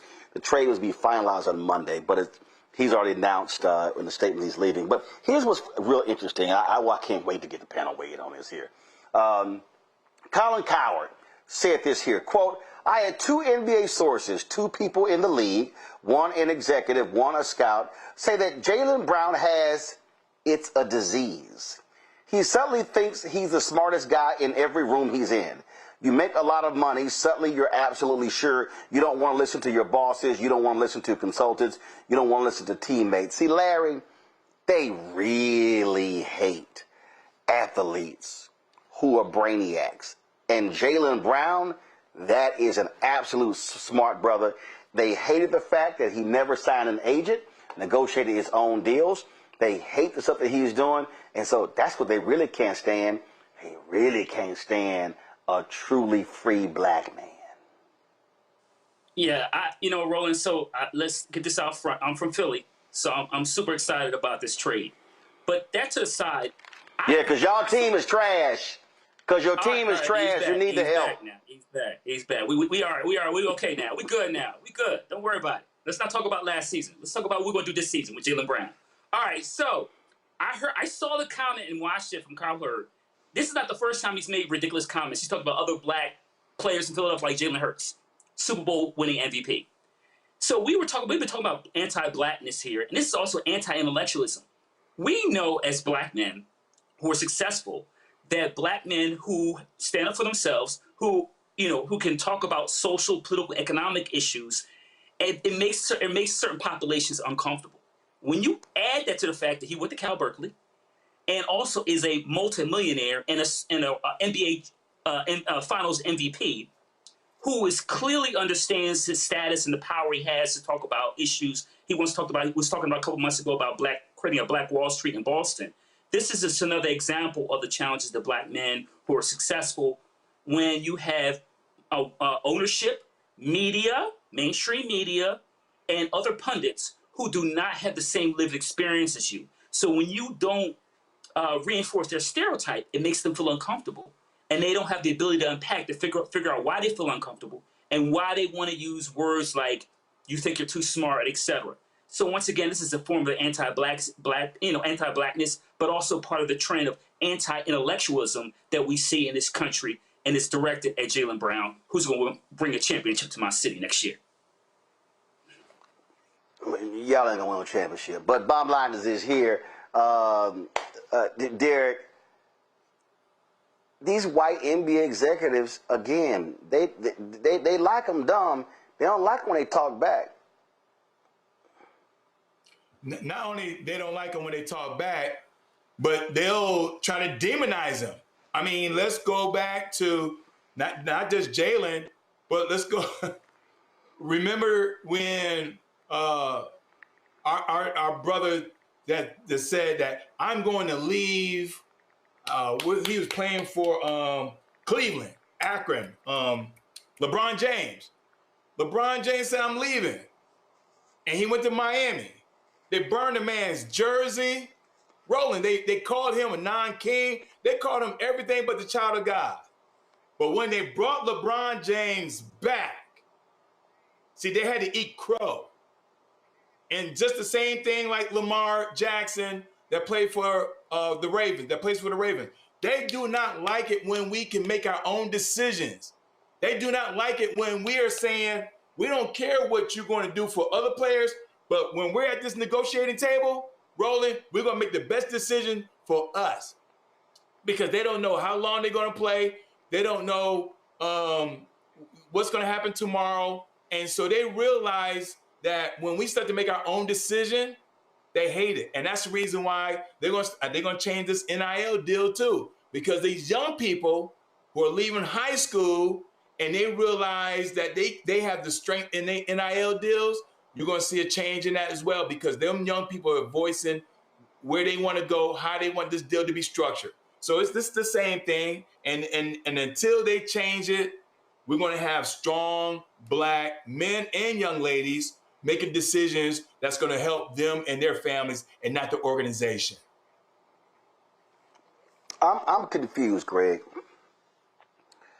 If a brother averages 28.7 points, 6.9 rebounds, and 5.1 assists in 71 regular season games, sounds to me like he's smart as hell. But see, what drives him, and I've seen this. I'm telling you, I saw this at Texas A&M. I've seen this other places, where here's a brother who is saying, "Listen, basketball ain't my only thing in the world." And Jaylen Brown is truly doing some revolutionary things off the court, and I'm sure that just drives those execs crazy when he actually is the smartest person in the room. Oh, no question. No question. Shout out to Tom Brady, presidential candidate, some point coming forward. Racist ass city of Boston. Your worldview is dying, Tom. You can leave your MAGA hats in your locker room and all that. You need to get out of Boston. I'm sure Bill Russell would agree. And yeah, Larry, I don't know, man. I know Rich Paul is his agent, and Tyrone Maxey is with Rich Paul as well. I'm trying to think. There was another guy who works with Rich Paul. Oh yeah, if LeBron James up in Philly, don't nobody be surprised. But at any rate, the point is this: these rogue Negroes who do whatever the hell they want drive white people crazy. And so as a result of that, I think we're at a moment where there's an inflection change in this country. It's not a nation, y'all. I know you want it to be a nation, but it's not. And what I'm saying is that Jaylen Brown has to be broken or controlled, but they can't break him. They can't control him. Larry, you remember this when Iverson was, I'm adopted Philadelphia in 20 years. Remember when AI would show up at press conferences with throwback jerseys, and the white boys, the sports writers, would be pissed off because he would show up at a post-game conference with a Bill Russell jersey on, not realizing he's paying respect to a black man. He's from Philly. He shouldn't be wearing it. Y'all go to hell. If you want me to play here, you're going to have to take me. Finally, I'll say this. When black people decide to be themselves and you can't control them and you can't break them, the culture then moves. The politics then moves in their direction. Roland, I wish that Speaker McClinton had answered a little differently about some of these things. As far as I'm concerned, Eric DeVonzo played her. he had on a shirt and tie and a suit. Yes, it was stars and stripes and had a tie, but you know the rules, as you say, State House, you have to have a shirt, you have to have a tie. If I had asked her a question, I would have asked her about one of the most legendary black people to ever serve in the Pennsylvania State House, and that would be the great David P. Richardson. David Richardson, the same rules apply then. You know what Dave Richardson would wear from Philly? This man who was arrested and beat up by Frank Rizzo and them when he was in high school, and they forced, ultimately after 40 years, African-American studies into the Philadelphia School District, and I helped write that curriculum. It took us 40 years. But when Dave Richardson was elected to the Pennsylvania State House, he showed up in a dashiki with a Malcolm X medallion around, and he wouldn't take it off, and they let him walk the floor. Why? Because I'm going to show up like I want to be. Today, I heard somebody say if Roland Martin or Greg Carr were elected and showed up in a dashiki, we couldn't take the floor. At some point, you have to understand something. People are going to do what they want to do, and if you can't see that you have to include them in a certain rhythm, they will build a different society and leave you behind. I think Jalen is showing us what it looks like to stand in your truth and your space. The Boston Celtics took the equivalent of a knife and cut their throats today. And whether it be wearing African clothes, and I'm never wearing a tie again if I can help it, or marshaling your talents and taking them somewhere that's going to embrace you with both hands like Philadelphia, at some point we're going to have to make a stance. So anyway, in the spirit of David P. Richardson, I just wish the speaker wouldn't have allowed that white nastiest to play her with such a distraction, the kind of minor thing. But yeah, shout out to Jaden. Do want to get this in, folks. An Orleans Parish grand jury has indicted Louisiana's Attorney General. That's right. The indictment claims that Liz Muriel intimidated New Orleans city officials, including Mayor Helena Marino, threatening to remove them from office under the state's usurper law. The threats were in response to the city council's approval of a new measure to hold an election for the city's new clerk of court position created by the legislature. The legislature created the position to block Calvin Duncan, a black man, from assuming his duly elected position as clerk of criminal court. Morrell says she had no confirmation of any investigation and had never received notice from anybody. The official charges of the indictment have not yet been released. Well, first of all, let's be real clear. They're sitting here, so she's claiming she didn't know. Well, hell, your dumb ass, the Attorney General, you should know grand jury indictments are secret. How is it that you didn't know that? And remember, she sent the letter, and the mayor responded. Here's the deal: an arrest warrant has been issued. A $400,000 bond has actually been set, and that's $25,000. So she got hit with a 16-count felony indictment by this grand jury. Oh my goodness. I love this here. And this is the NOLA.com story.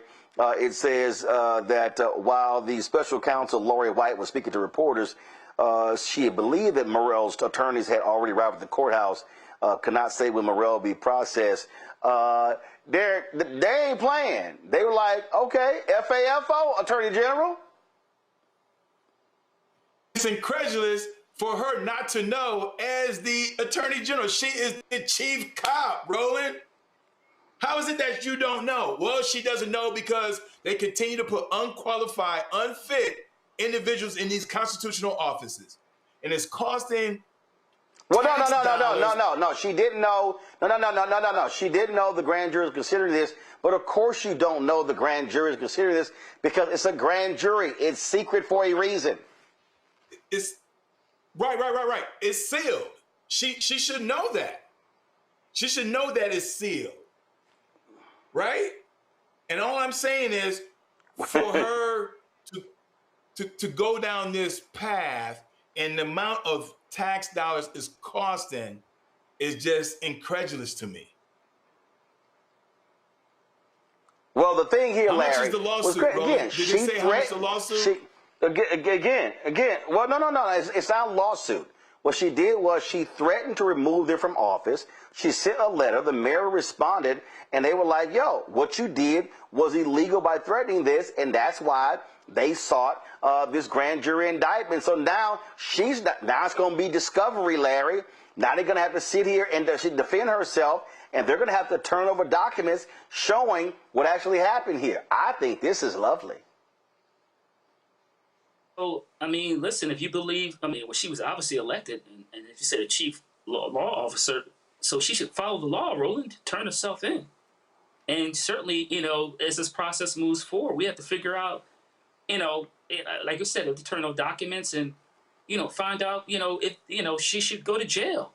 And certainly this provides her as an opportunity to lead by example in this case, Roland. I mean, if they want to back the blue and follow rules and regulations and follow the law, this is an opportunity for her to show some of the youth of the state, you know, how important it is to abide by the law. And when you make mistakes and maybe potentially face fines and go to jail, that she's willing to do that to lead by example. So I look forward to that.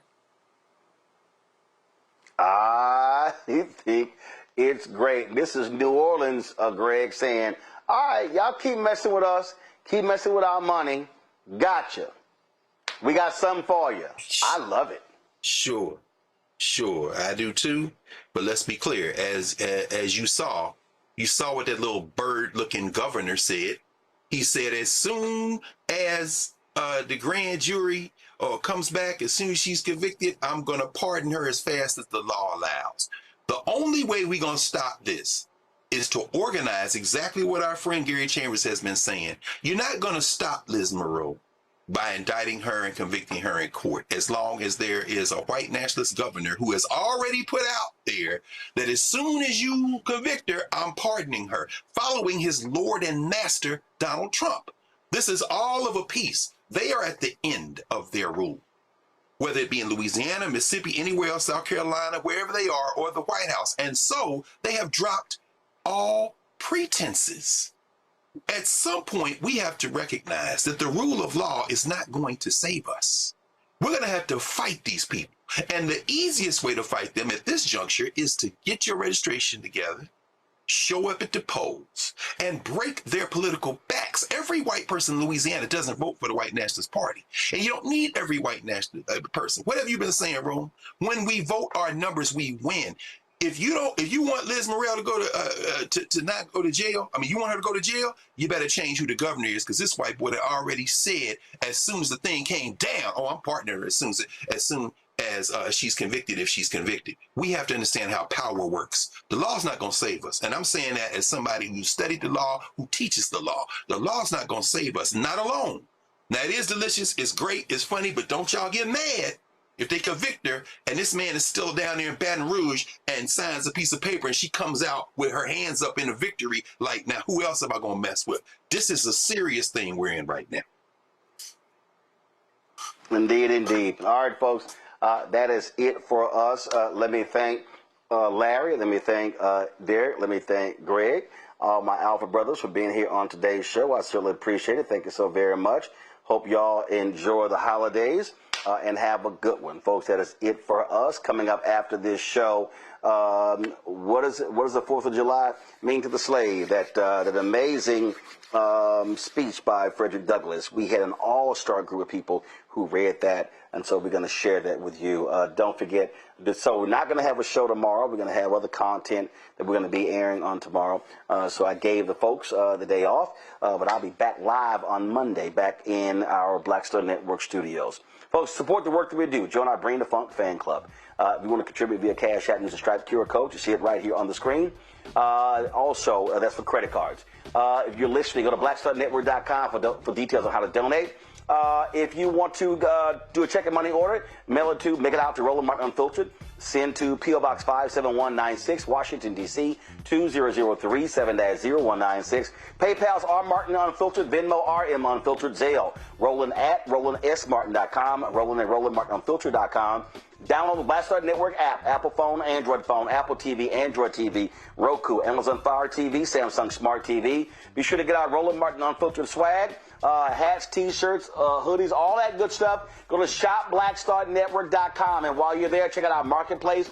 More than 50 black-owned businesses on our marketplace. All fantastic products. Everything you see right here in our studio. All of these products available at shopblackstarnetwork.com. Folks, be sure to download the app Fanbase. Follow me at Roland S. Martin. You can check us out there. All right, y'all. That's it. Y'all enjoy the holiday weekend. I will see y'all Monday right here, Roland Martin Unfiltered on the Black Star Network. Holla!